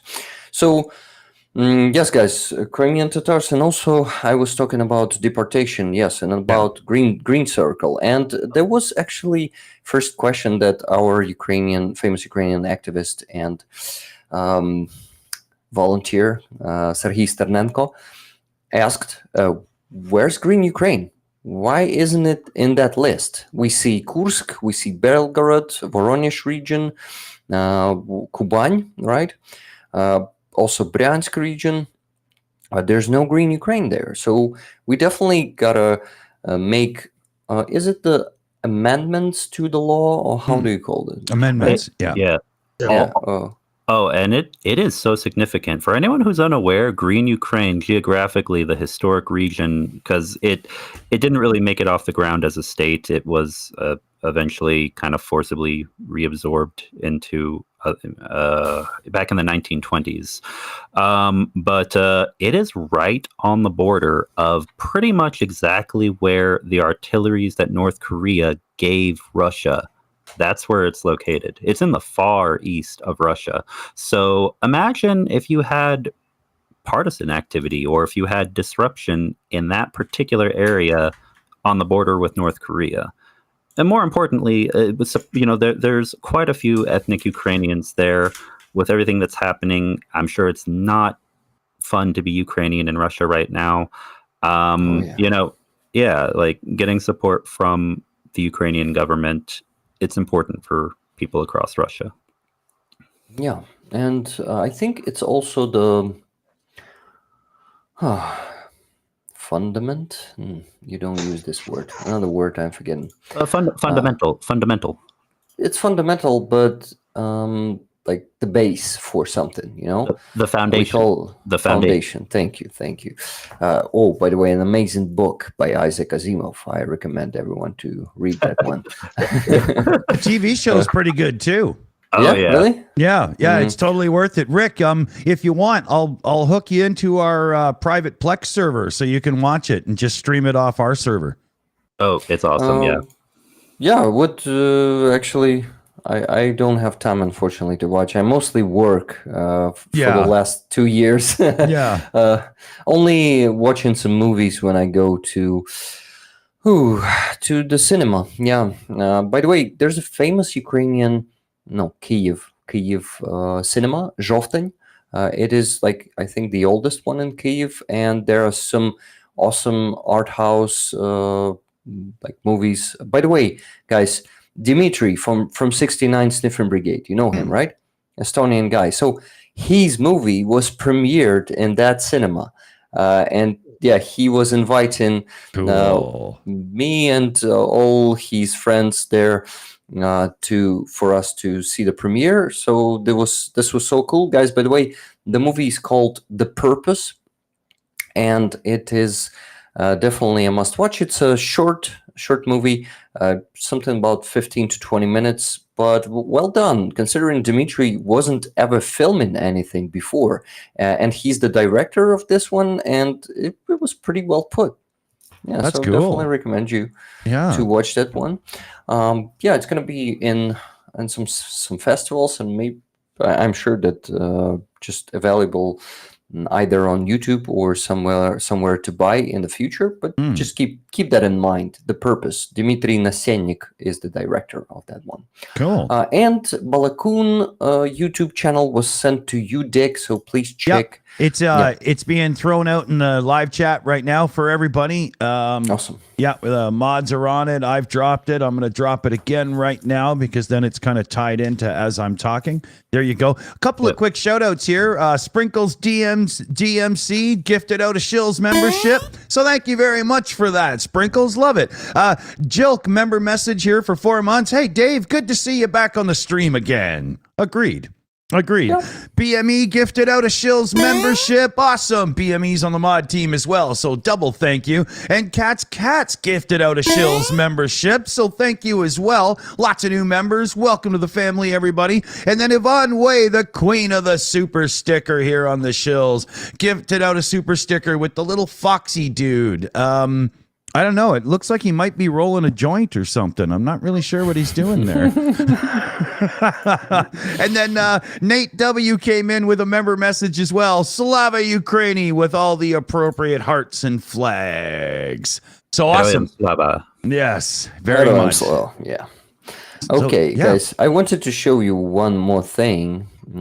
Maybe we can wrap up not that fast as usually because we don't have Starsky who needs to run here today. If everybody's cool, I'm cool. I actually ordered a little takeout for my son and just gave it to him there when I ran off. So I'm settled for a bit. We're good.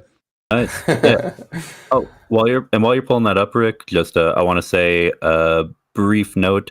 I wasn't actually aware that Balakun was both Ukrainian and New Zealand cooperation, and I love New Zealand, so that makes me very happy. Kiwis are cool. Kiwis Great are cool. people.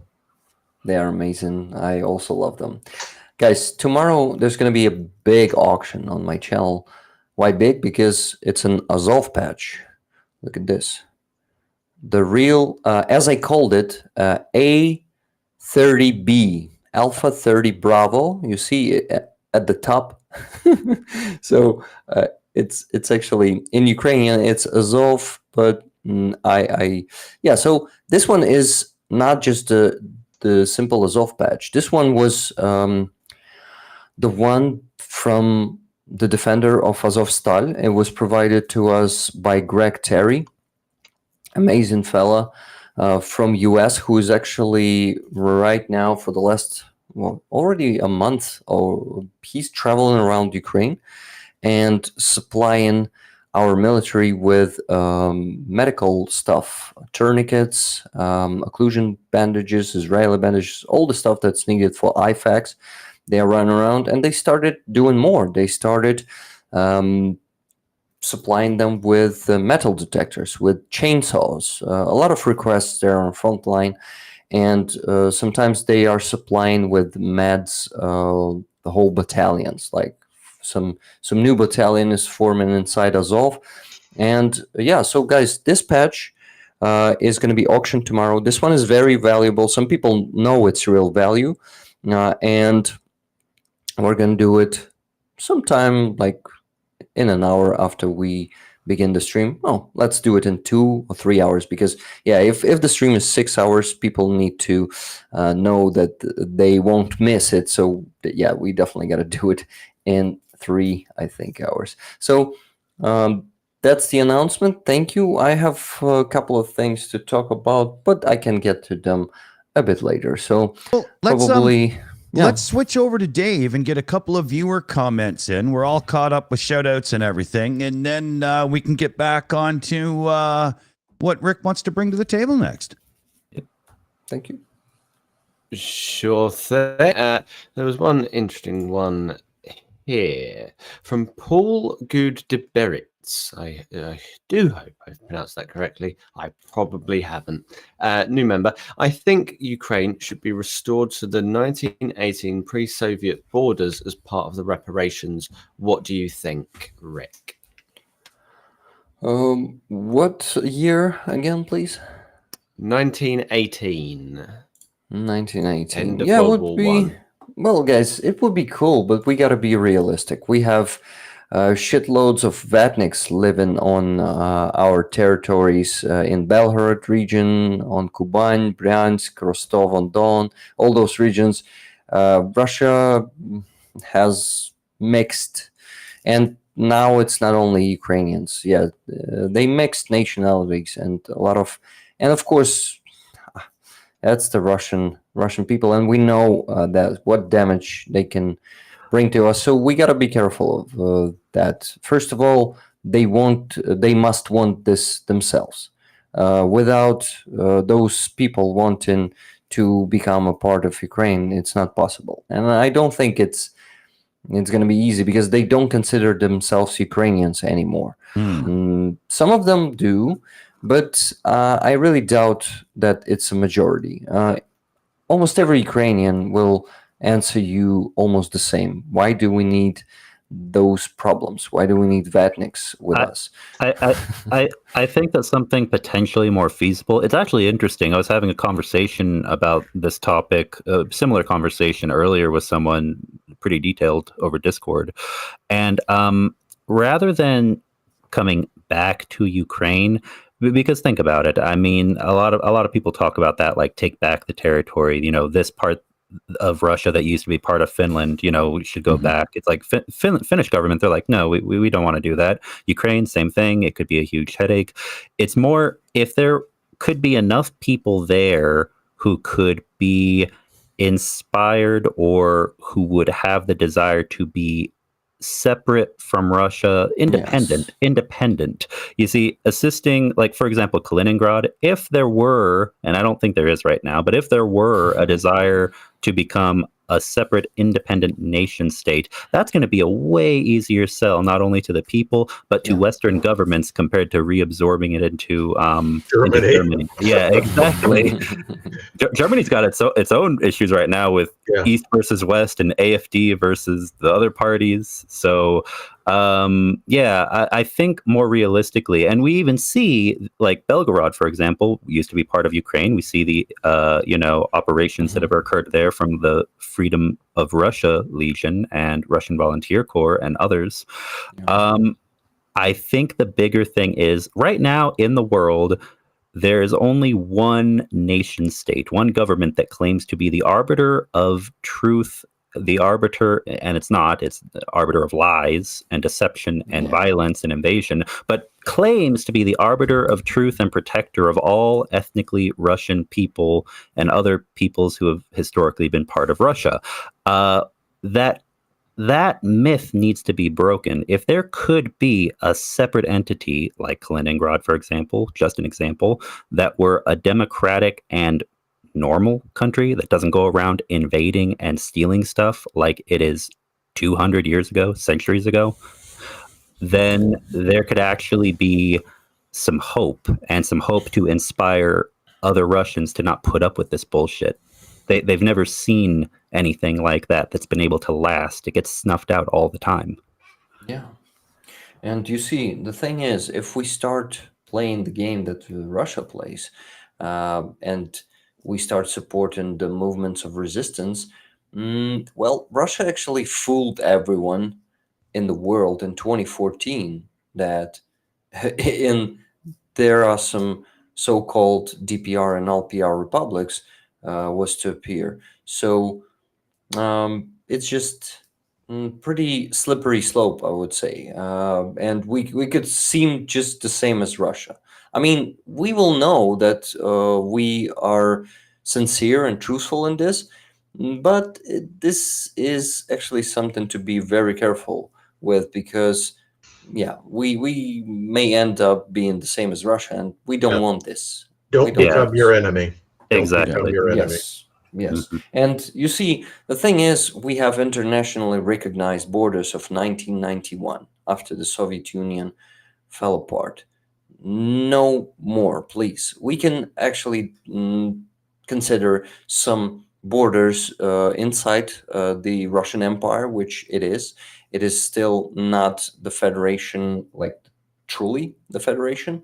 And I think this is going to be good for everyone in the world because being, I would start talking too much here. So I will just say that, no, let's please make Ukraine of borders of 1991 and let those republics be independent if they want, but we won't make them ours as Russia did with our territories. But it was all because it was all just a cover up to annex territories. There were no DPR and LPR, never.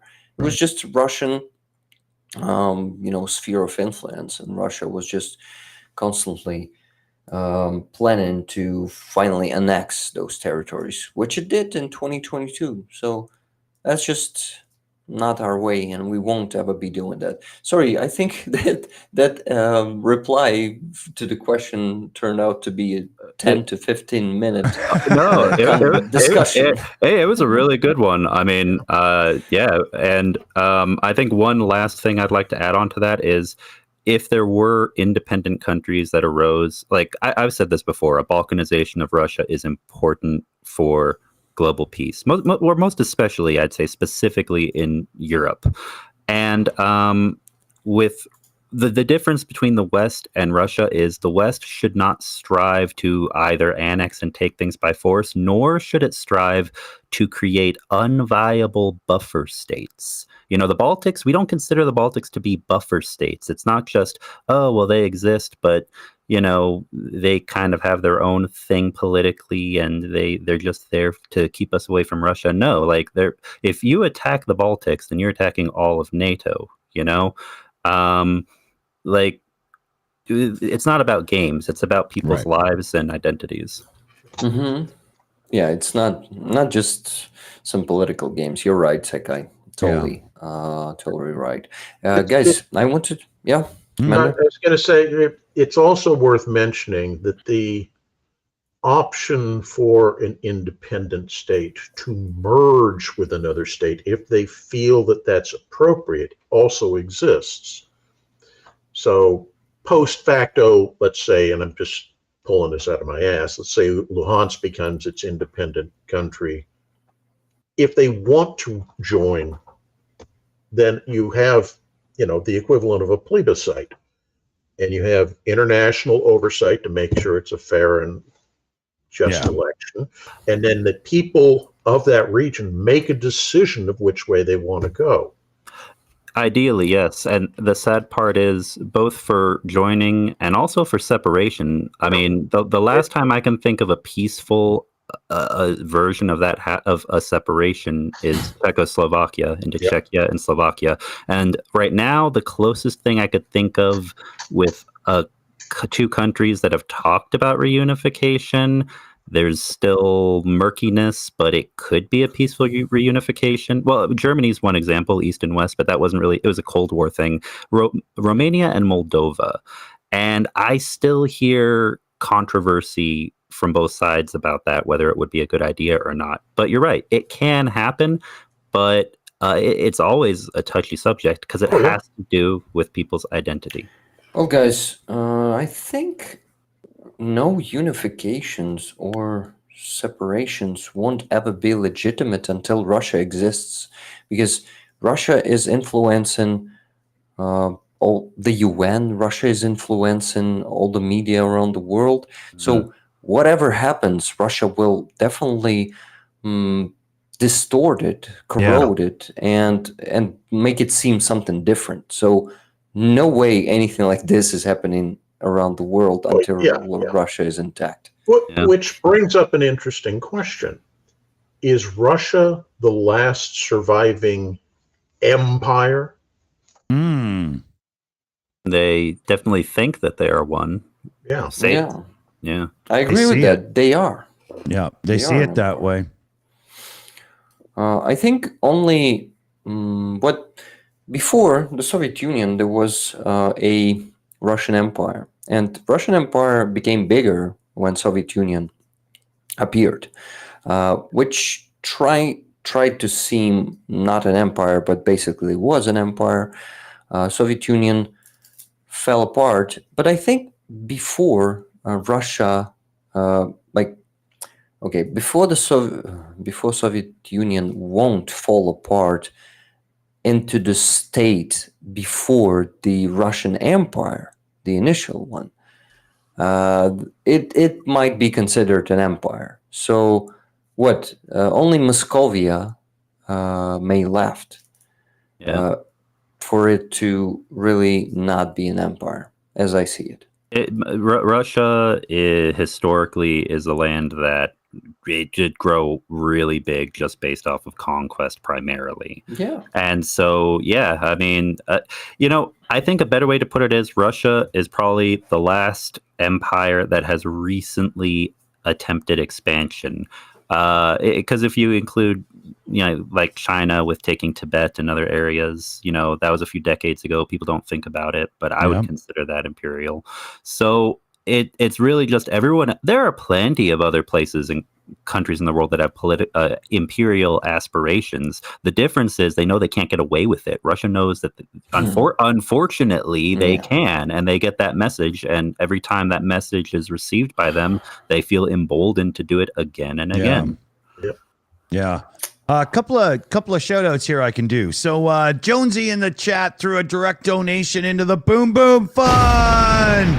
Huge thanks there, Jonesy. Huge thanks. And I got to switch over to somewhere else here. So we got Nate W. had thrown a member message in for Slava Ukraini. Heroyam Slava. Heroyam Slava. BC Skyman threw in a $10 super chat there, and it was how do we elect politicians that are 100% behind Ukrainian support until the end, but also secure our safety here in America? So let's go to Commander to start us off here. How about? Oh, thanks. Not a complicated question. I can answer that in 3 words. Fuck if I know.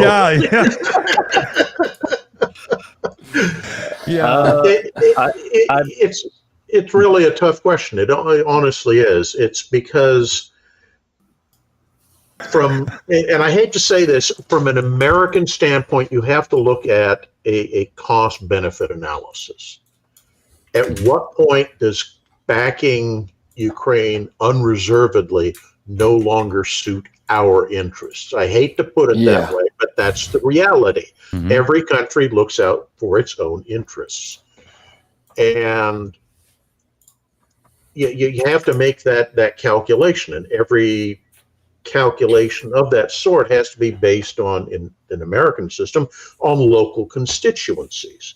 So, just another out of my ass example, but if you're living in, West Virginia, in some economically horribly deprived region that has no infrastructure projects or anything going on,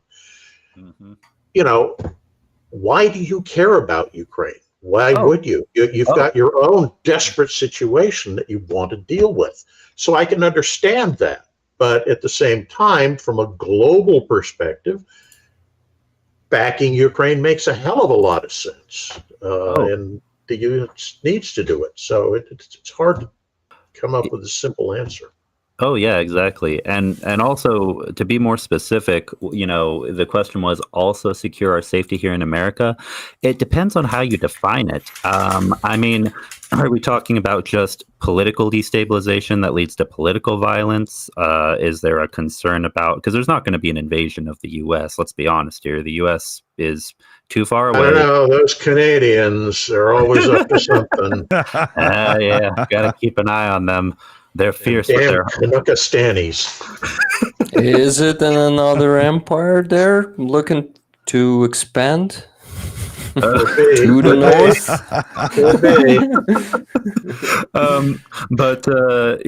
As far as and what you said about West Virginia, a good example is Appalachia, very impoverished Navajo Nation. That's another place. There are regions of the U.S. that do have third world living conditions. Americans just don't know because it's the third most populous country, and they don't pay.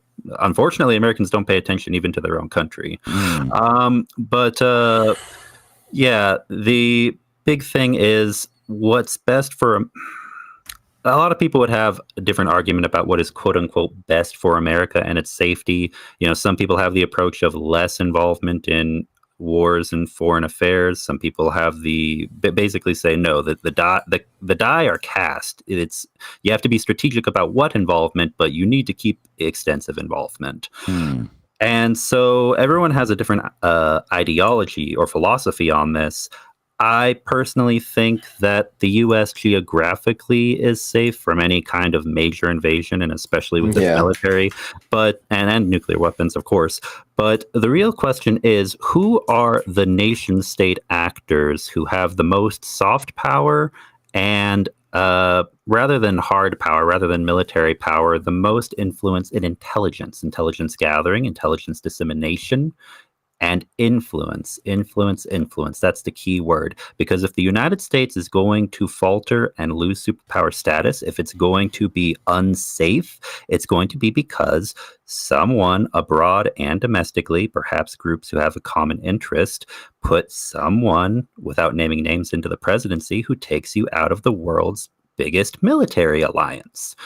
It's things like this, and people don't pay close enough attention. You lose your democracy when you cease to understand exactly what it is that allows you to, what's in your interest, what allows you to preserve your democratic system as it exists.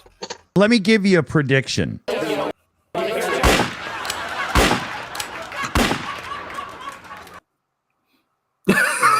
I don't think that's the White House anybody wants. No. I would laugh harder if it weren't for the fact that it's scarily possible. Frighteningly possible. Yeah. Guys, wanted to mention one thing. The video. I made an interview with a good Ukrainian. Actually, he's a Canadian. He's a volunteer, and he's an FPV pilot. The guy is just gold. He's telling the truth, because he actually told us that he told me that he doesn't afraid of anything because he's a volunteer, a foreign volunteer, and he just can quit the army at any moment, and his superior can't actually do anything to him. And also, he is sharing his experience about the drones. Second part of an interview, actually, in the second part, it wasn't me who was interviewing him, but the Peter Duke, if you know him. He was interviewing the Jack Groot, the name of the volunteer is. He's an FPV pilot of the 25th Brigade. Great guy, great Canadian, and a lot of Canadians told him in the comments that they are proud of him. And the guy is just amazing. And part 2 is going to be coming probably on Monday, because today I didn't have enough time to prepare any video. So today's no video at all.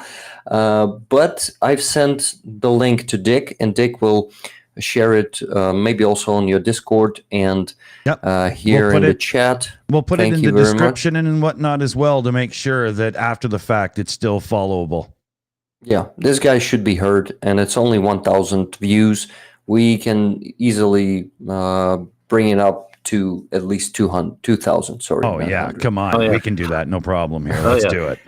Yeah. Well, one thing that surprised me recently, I was looking over some of your videos, and I was finding several of the shorts having more views than some of the long videos, and it's all really good content. You cover a lot of stuff on the ground in Ukraine with very significant figures. Yeah. I agree that this content is very underrated, and it deserves more attention, but we have what we have. YouTube seems to hate my channel because it's controversial at some points, truthful too much, and of course, controversial, I mean, in terms of what? YouTube policies, all of that stuff. Yeah, because we usually call them the things by their names, and we swear a lot and stuff, and so YouTube buries us in the mix as well. It's the same thing, right? But we don't give a rat's ass. Fuck them. Yeah, you know, if you put more kittens on your show, then you wouldn't have these problems. Guys, Here, but anyway, let me just make the show kid friendly. There you go. Okay, guys, I still have a few topics to discuss, but I need to step up. Step up, is it? No, step out for a few minutes. I'm going to be listening to you in this earbud, so keep talking. I'm going to go do a few things at home. Please wait for me 10 to tops 15 minutes, and I'll come to a finish together with you, okay? Awesome. We'll see you in just a minute here. Cool. Oh, I dropped the... Was it the answer? yeah, we're all good. We're good. I'll do a couple of shout outs here, and then we'll do a couple of viewer questions and get everybody involved. And, so John Putler gifted out 5 Shills memberships. Thank you very much, John. Loving the gifted memberships today. Thank you very much, everybody. Thank you. Tyler Dowdy came in with a super chat.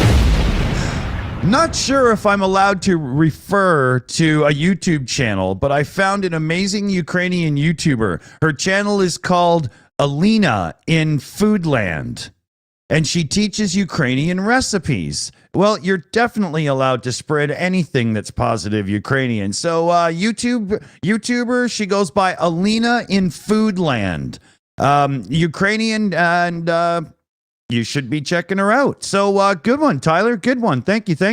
We'll dig up her link and put it in the live chat as well. And then we've got Richard McKinley came in with a super chat. Does anyone know where I can find or watch the movie Euro Donbass, preferably with English subtitles?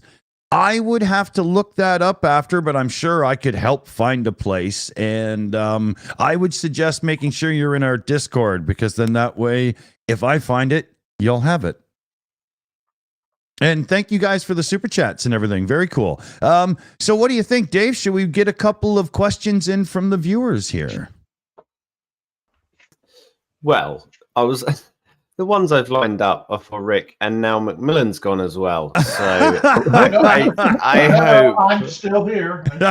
I hope Sekai's ready. Oh yeah. Oh yeah. I've got plenty of. There's quite a few questions on advanced physics. If you're into no.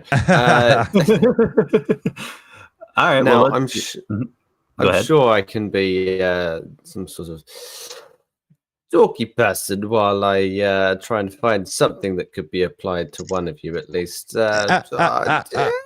Hans Hansen, let's say. Has anyone get that Trump has been for the 4th time nominated for a Nobel Peace Prize?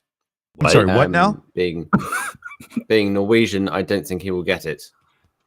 I had not heard. I feel like I would have heard, because he'd be saying, no one gets nominated for a Nobel Prize like me. I'm pretty sure I'd be hearing that somewhere. I'm shocked. I would figure the only time that Trump and Nobel go together in a sentence is, I'm sorry, Mr. Trump, but you were not invited to this Nobel ceremony. Oh, he wasn't officially nominated by anyone on like the committee for Nobel. He was nominated by someone inside the GOP. Whoa. We got some I want to hear no bells. No bells at all. Bells are bad. And your dogs are going nuts over there, are they? Yeah, it's a howl fest. Yeah. It's that or Rick's torturing something, and he's just gone off, and he's going to come back covered in blood. It's like, so I was just listening to you guys through my earpiece. Yeah, just having an interrogation. Right now. Yeah. We got a super chat in from Greg Terry Experience. $5 super chat. Thank you there, Greg. First time I've ever seen this channel. Enjoying it much. Rick, Sekai, and I are buddies. Excellent work, fellas. Yes, I know your name as well, so I'm happy to see you here. I love it when the community start crossing and people start mixing and stuff. And, we'll probably have to talk about having you over for some chats and stuff as well. Oh, yeah. Greg's an awesome guy. Glad to have you here, man. And anyone who wants to see someone who's doing really good work on the ground in Ukraine, go check out his channel. Great experience. Yeah, I very much agree. We'll get the link in. CF Beauty on the Shills account has already beat me to it, so I can shut up now. But yeah, Greg's link is in the chat there, everybody. Okay, so I don't know if Dave's ready, or should we do a news thing with Secular here? Commander. I have one news item that we haven't covered yet. Oh, I right, think right. is Okay, yeah. significant to cover. Okay. Which is the drone strike on the oil refinery at Volgograd. Yeah, okay. Yes. And that's significant because of the distance it is from the front lines.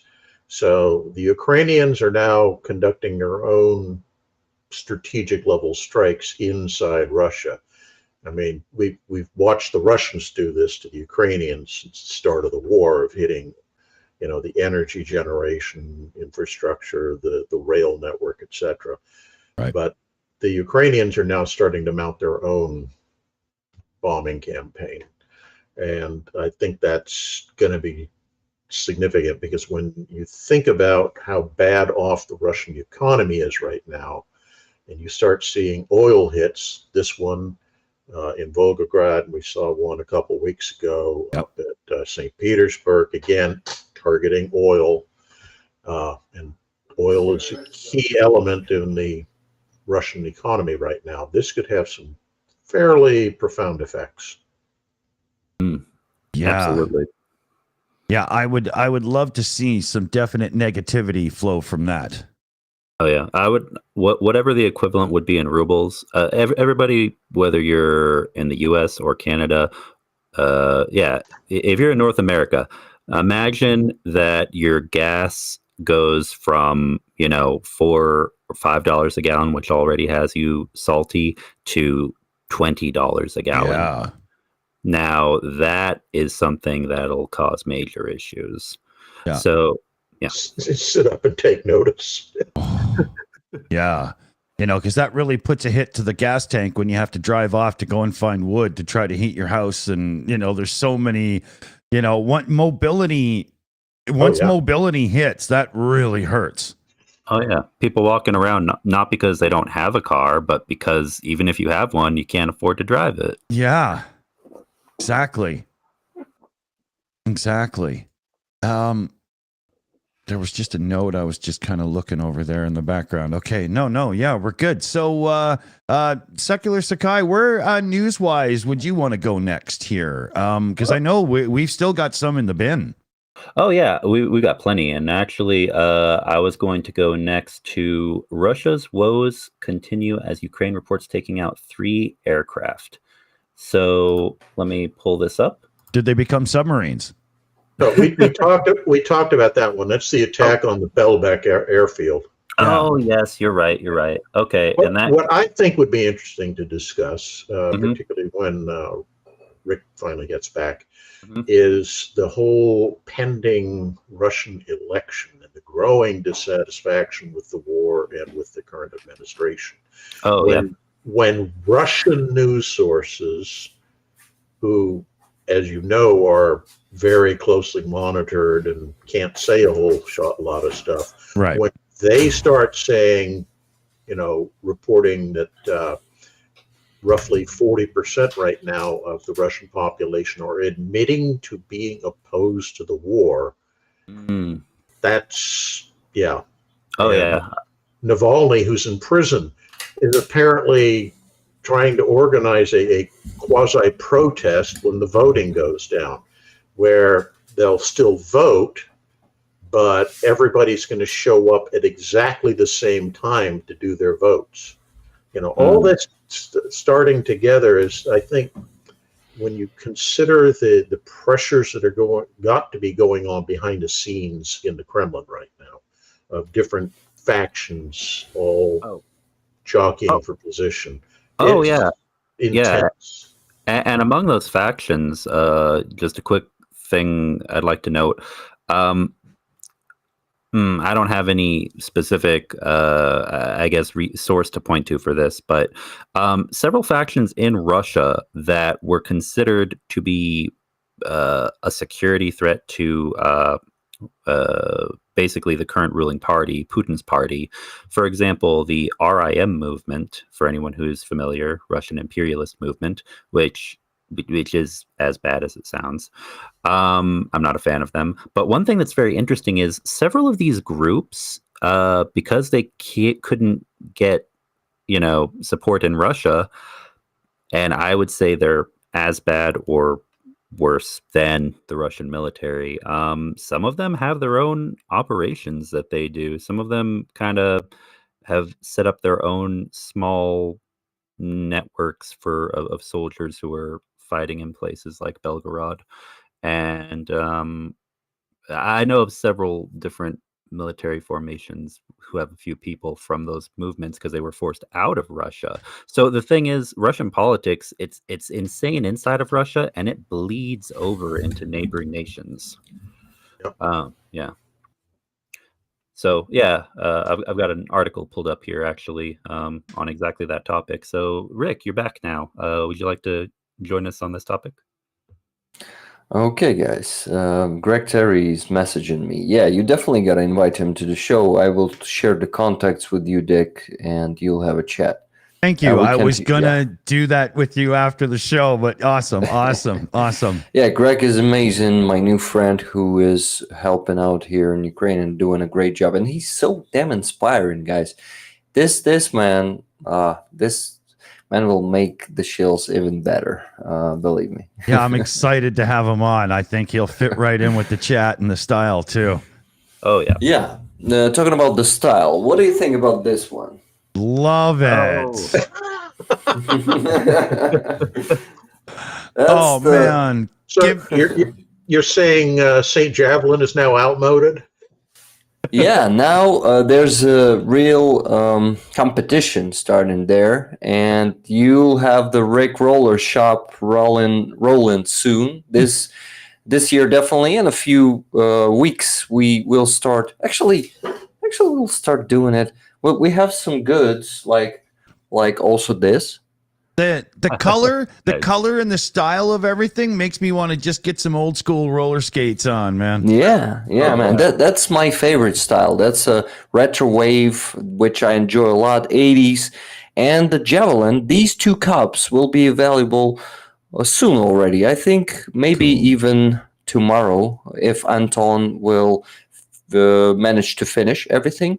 Javelin, 2 sides, both sides, and same Stinger cup. T-shirts are still being worked at. This kind of print is not the one I wanted.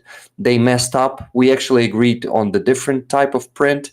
It looks good, but it's not the best one. I want you guys to get a really quality thing. So yeah, cool. The 50% of all the profits will go to our fundraisers, to the Armed Forces of Ukraine, and 50% will go to me to fund my activity, because for this year I made a New Year resolution to become a full-time roller. Too close to my mouth?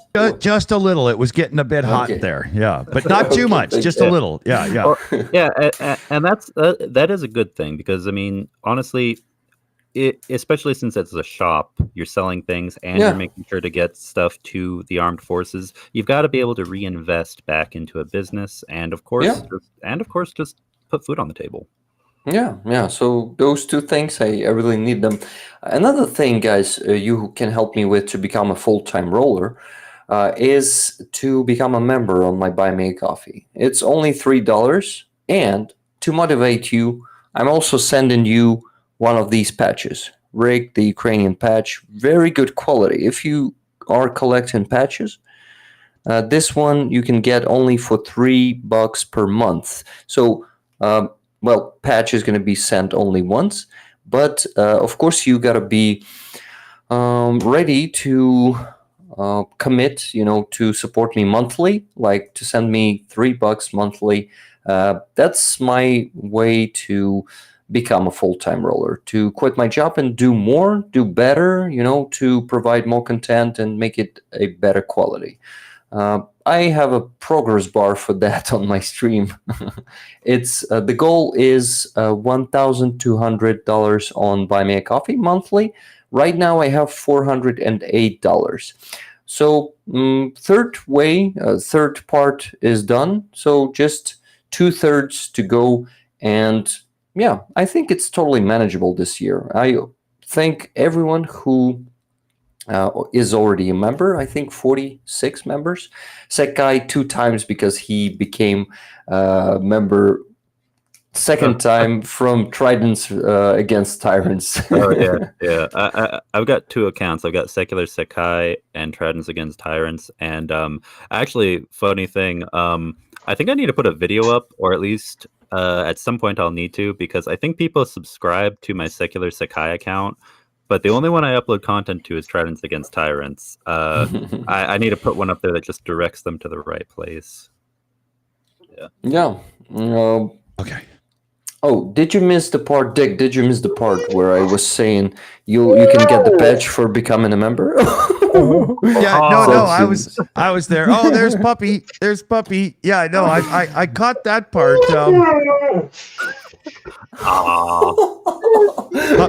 Puppy loves to get on stream. Is he a full-bred husky? Malamutes. Malamute? Nice. Yeah. I've They're got 2 huge. foals, and then I've got a Huskamute, as we like to call him. Yeah, he's literally in the minority in his house by being a human. Yeah, right now I am. Yeah. Okay, yeah, thank you for letting me advertise my franchise. Oh, absolutely. Here, I've got a link you gave me there to one of your shorts as well. Yeah, maybe you can show it on the screen. Oh yeah, sure. Here, I'll drop the link as well. Let me see here. I think I am set up to be able to capture things. No, don't just play. Okay, hold on. It's from yesterday. My friend El Greco was visiting for just 5 hours. He came back from the front on Kupiansk region. He is defending our country in the Border Guard Service, 15th Brigade. They actually don't call them brigades and border guards, but technically it is a brigade. It is also called Steel Border. Maybe you've heard about that brigade. It was formed in the initiative last year. Oh, it's already the year before the last one, in 2022. There were the brigades of assault, so-called, or of offensive, something like that. So the Guard of Offensive, yeah, it was called. It was National Guard and Border Guard together. So 8 or 10 brigades were formed in 2022 thanks to that initiative. A lot of motivated people, and yeah, I heard some stories from El Greco which are not for public, but well, yeah, we'll definitely talk about some of them when the time comes. But yeah, they are bravely fighting there, and we were actually getting the NAFO truck for FPV pilots of Steel Border Brigade. They have our full support. They're doing a great job. Also, by the way, someday a video of destroyed Murom. Murom M is a Russian surveillance system. It has multiple cameras. It can look up to 10 to even 15 kilometers. Pretty good one. A few million rubles, which is, I don't think it's more than $100,000, but something close to that. Right. So they destroyed it with an FPV drone and named that drone Rick the Ukrainian. Well, it was Rick Ukrainian because that didn't fit, because it has limited number of symbols. Right. But it was such an honor for me. And this elimination is not just for me and not dedicated to me, but to all of my community, to all the rollers who are also there in the chat. Thank you guys for all the support you're providing to the armed forces through my initiatives, through the initiatives of 69th Sniffing Brigade. You're just amazing. And also through Starsky's initiatives like the Boom Fund. Starsky was actually today, no, it was yesterday, he was reporting about him giving the Autel bundle to his brigade. Yeah. His brigade reconnaissance team. So yeah, you're helping so much. Keep doing that, because without you, our victory is also not possible, because only Ukrainian volunteers, we cannot lift that much as we can do with you guys. You do a great job. Damn right. And I also got the message yesterday from one of the viewers, not only of my channel but of many channels, yours also, I think. He told me the story how much he and his family raised money, and now they want to auction, they want to sell the car, some rare vintage car.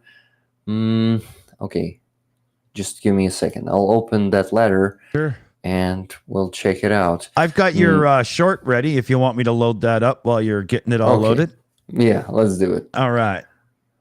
On the city, it's not a town. Kyiv is a city, and there's a UN fucking truck in front of us, and it's a fucking useless organization. Don't forget about that. And look at these cars. They are after Russian rockets hit this neighborhood.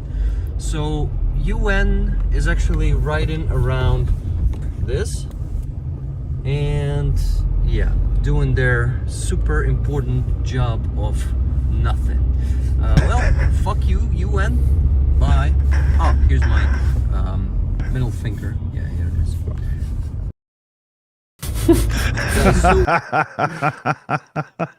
So was pretty emotional, and I just wanted to stick that middle finger. Well, my wife told me, well, it was weak. You gotta pull them over, like cops do. You gotta drive around and stop before them, and just come to them and say it to their faces. Let them open the window. Well, I'm not that courageous yet. Sorry, guys. Yeah. The best I can do for now is to film it from my car and saying "fuck you" and sticking the middle finger. Well, we're gonna do something we haven't done in a while, but we are gonna award the Golden Cock Award to the UN.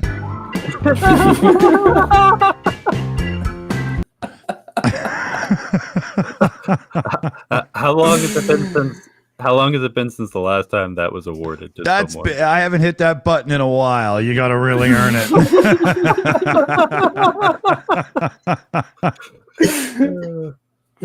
I think I heard the new shade of Sekai's laughter. I haven't heard that hard before.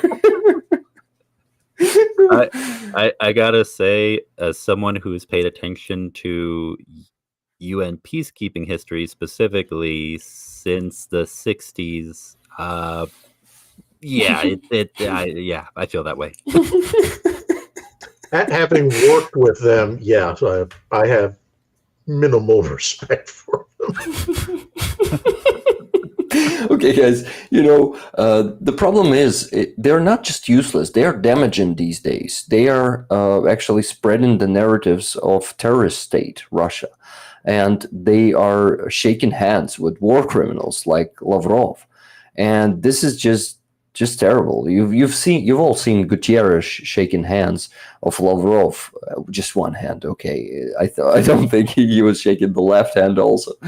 But anyway, that tired horse doesn't deserve to anyone respectful shaking the hand. So I think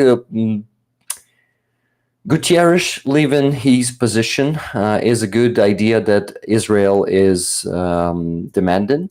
I think that dude should resign, but I don't think it will change much because UN is still a Russian puppet, as we can see it for the last 2 years.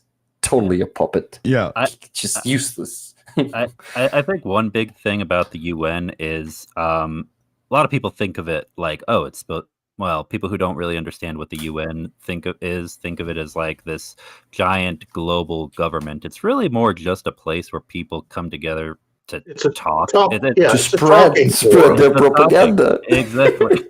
And part of the problem is in the best of times, in peace times, or general relative peace globally, it's frustrating to work with, and you have the influence of nations that are not going to, wherever you are in the world, are not going to align with your own nation. And in the worst of times, like right now, where there's the strong possibility of war all around the world in many places, it's downright, well, you can sometimes it feels like you're taking steps backwards working with the UN sometimes. Yeah. Yeah. You see, for Ukraine, UN still did one good thing, and it's not going to be a joke this time. Sorry, guys. They ended. I mean, I've run out of them. No jokes about UN anymore. Okay. But Ukraine is finding new allies through UN, working on the resolutions. Helps our country to get some new allies in South America, in Africa, and even if it's just a talking ground, and can do nothing, we still can find allies there, and we can still unite against Russia there. So I think one function, well, not the best that it was made for, definitely not what it was made for, but still giving us some benefits, and I think we gotta use it at maximum. Yeah. Way of putting it. Okay.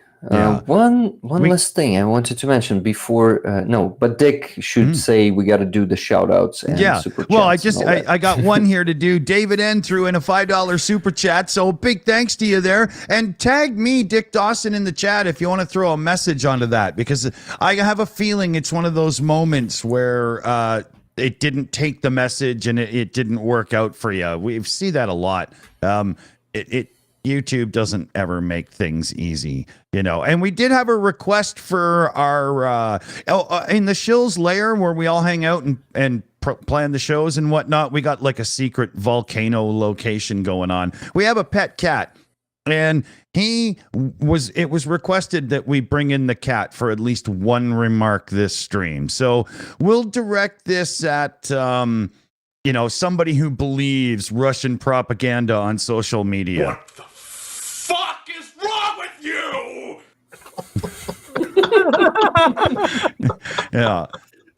Yeah. His name is Luscious Drunk. So, welcome to the stream, Luscious. There we go. Nice one. Yeah.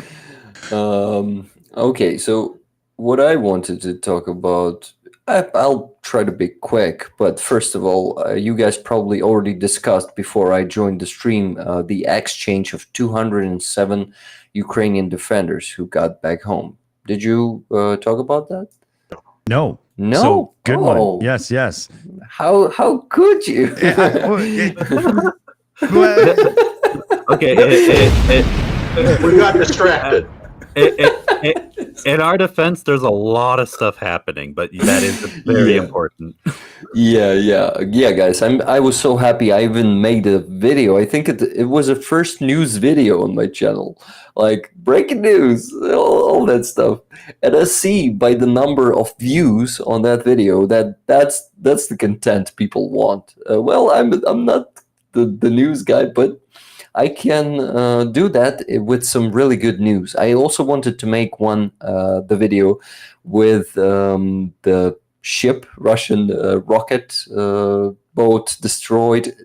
It was so good. Our drone attacks are now so much better. At least 10 drones were sent. And they didn't stop attacking it until it was sunk. And seeing the head, do you call it a head? Like the front of the ship? The bow. So seeing it sticking out of the water and actually going down, it was so satisfying to wake up to in the morning, Just amazing. Thank you very much, Main Directorate of Ukraine, for this amazing operation. You guys are badasses. And yeah, there's going to be more of the naval drones, and Russian fleet is going to be fully destroyed. It's just a matter of time, guys. In a year or two, we won't see any Russian ships left in the Black Sea. And it's going to be just what that damn fleet deserves. Oh, yeah. Oh, yeah. I like to keep saying, it's amazing how a country that effectively has no navy has now become the dominant naval power in the Black Sea. We actually have our navy now. We have the new kind of navy. It is just transformed, but we're becoming the biggest naval country in the Black Sea. Ukraine's just skipping the middleman. They've got the robot navy. Yeah. Just dunking them down to the bottom. It's hilarious, you know. Their numbers decline with every success. Oh, and I really hope Ukraine makes a lot of innovations in naval drone warfare. And man, Japan, South Korea, anyone who's got to deal with Russian, Chinese, or any other aggression in that part of the world, because the Russians still claim part of Japan. They occupy islands of Japan. I hope they're able to get some, buy them from Ukraine, help the Ukrainian economy, and send all those to the bottom of the sea as well. Oh, I mean, everybody that's ever been a part of building a warship in Russia can be proud of the fact that they're really contributing to, possibly having new coral reefs grow on them. So it's just a really expensive modern art installation. That's great. Okay, guys, I have another link to share with you. Cool. This is an interview on Dmitro Karpenko's channel, the friend of Zolkin, who's also interviewing Russian prisoners of war, and he got to interview the Somalian, not pirate, but the volunteer who went to Russian army, and was fighting for Russia, and he got into captivity. And that video has been made with a translator sitting in the room translating every line of both interviewer and the interviewee, if it's the word. So this link, and I still haven't shared it yet. just a second.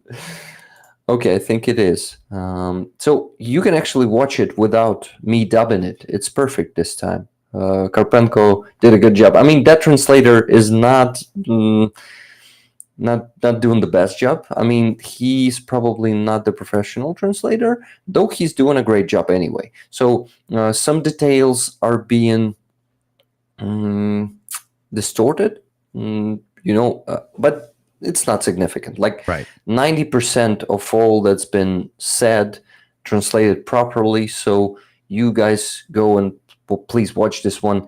It will give you a great insight of Russian army and how they treat those foreign volunteers. Guys, there's a spoiler, even worse than their own. Yeah. Wow. Yeah. We're saying a lot. Holy, yeah. So is it the link that was it the ranked one? Yeah, I think it was. Yeah. So please also add this one to the description after the stream, or maybe even now, Dick. I will be grateful, because I'm constantly forgetting to tell this to the rollers on my streams and anywhere in the video or whatever. It's just at least here I'm not forgetting about this. Right. Yeah. No problem. No problem.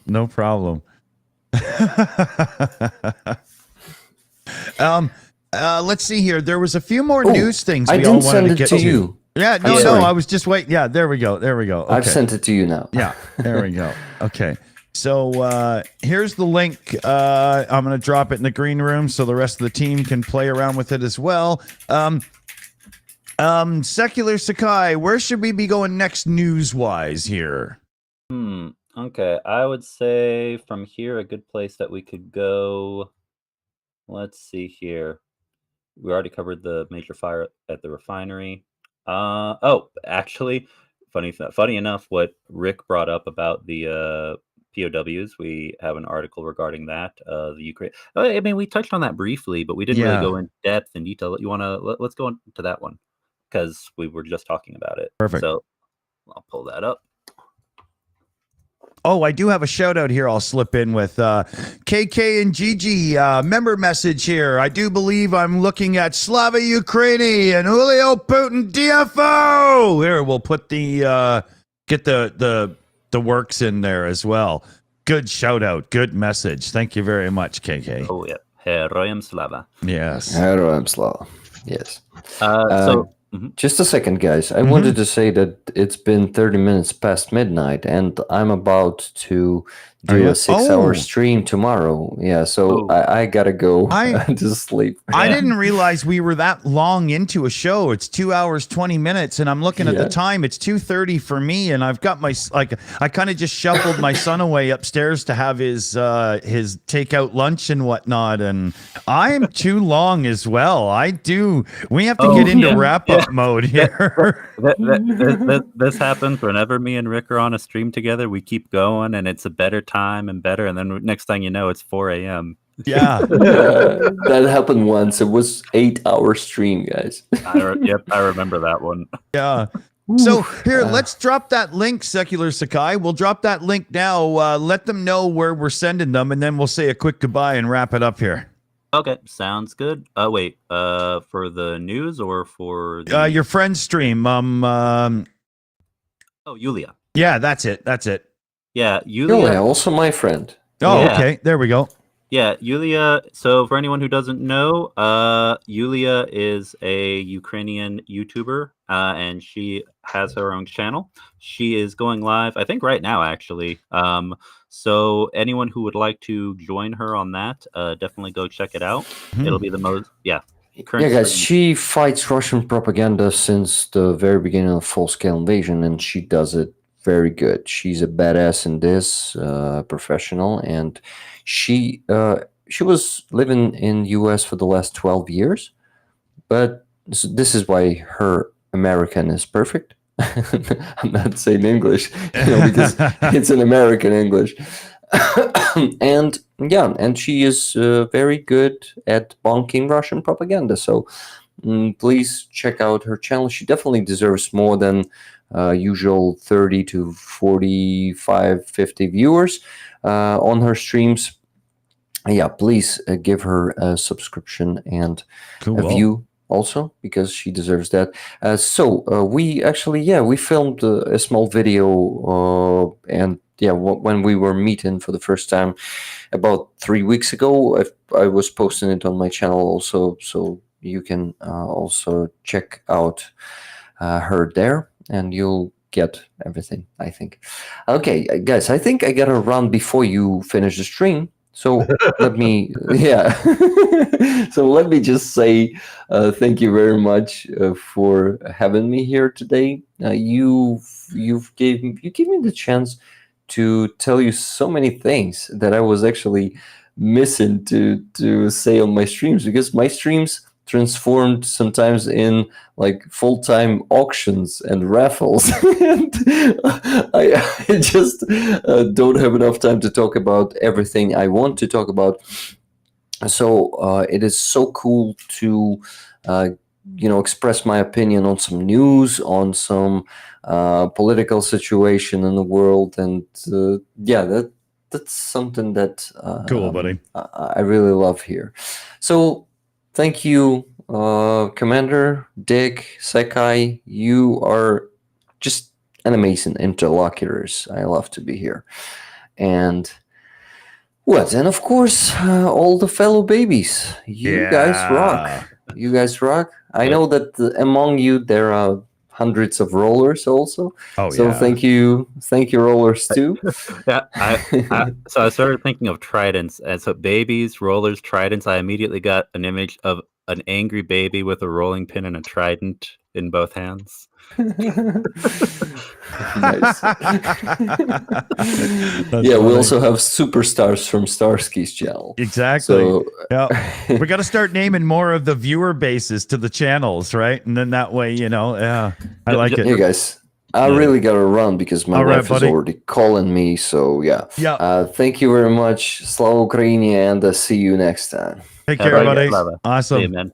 Yeah, we'll say quick goodbyes here. So, Commander, any last words before we're all done and wrapped here? I'll just, crank out my usual mimeograph machine and say, contact your elected officials and tell them you want to ensure that Ukraine continues to receive support. Exactly. Yeah, that's what I always end with as well. Local, regional, national governments, annoy them all and reach out often so that they understand how much the people that they're supposedly representing want continued support for Ukraine. It just gotta bombard them. Gotta do it. Oh, absolutely. And actually, before we wrap up, to follow up on what Commander McMillan just said, I've actually got every Saturday, right after my stream, a call campaign. So anyone who is a U.S. citizen, an EU citizen, really anyone, if we get enough people from a particular country, those are just the two focuses right now, who wants to call or email your representatives in support of Ukraine, let me know. I can put a link in the chat. And just join our Discord and come join us on Saturdays to bug your officials until they stand with Ukraine. Perfect. Awesome. Well said, man. Well said. So on that note, keep up the support, keep up with the news.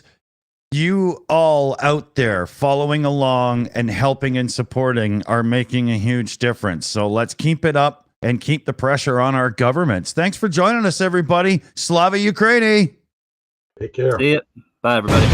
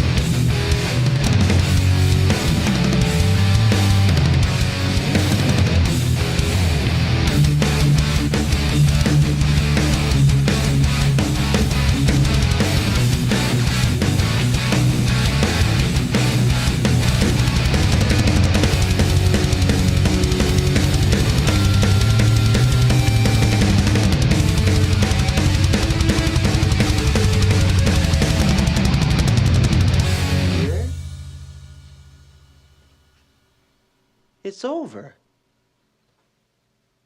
Go home.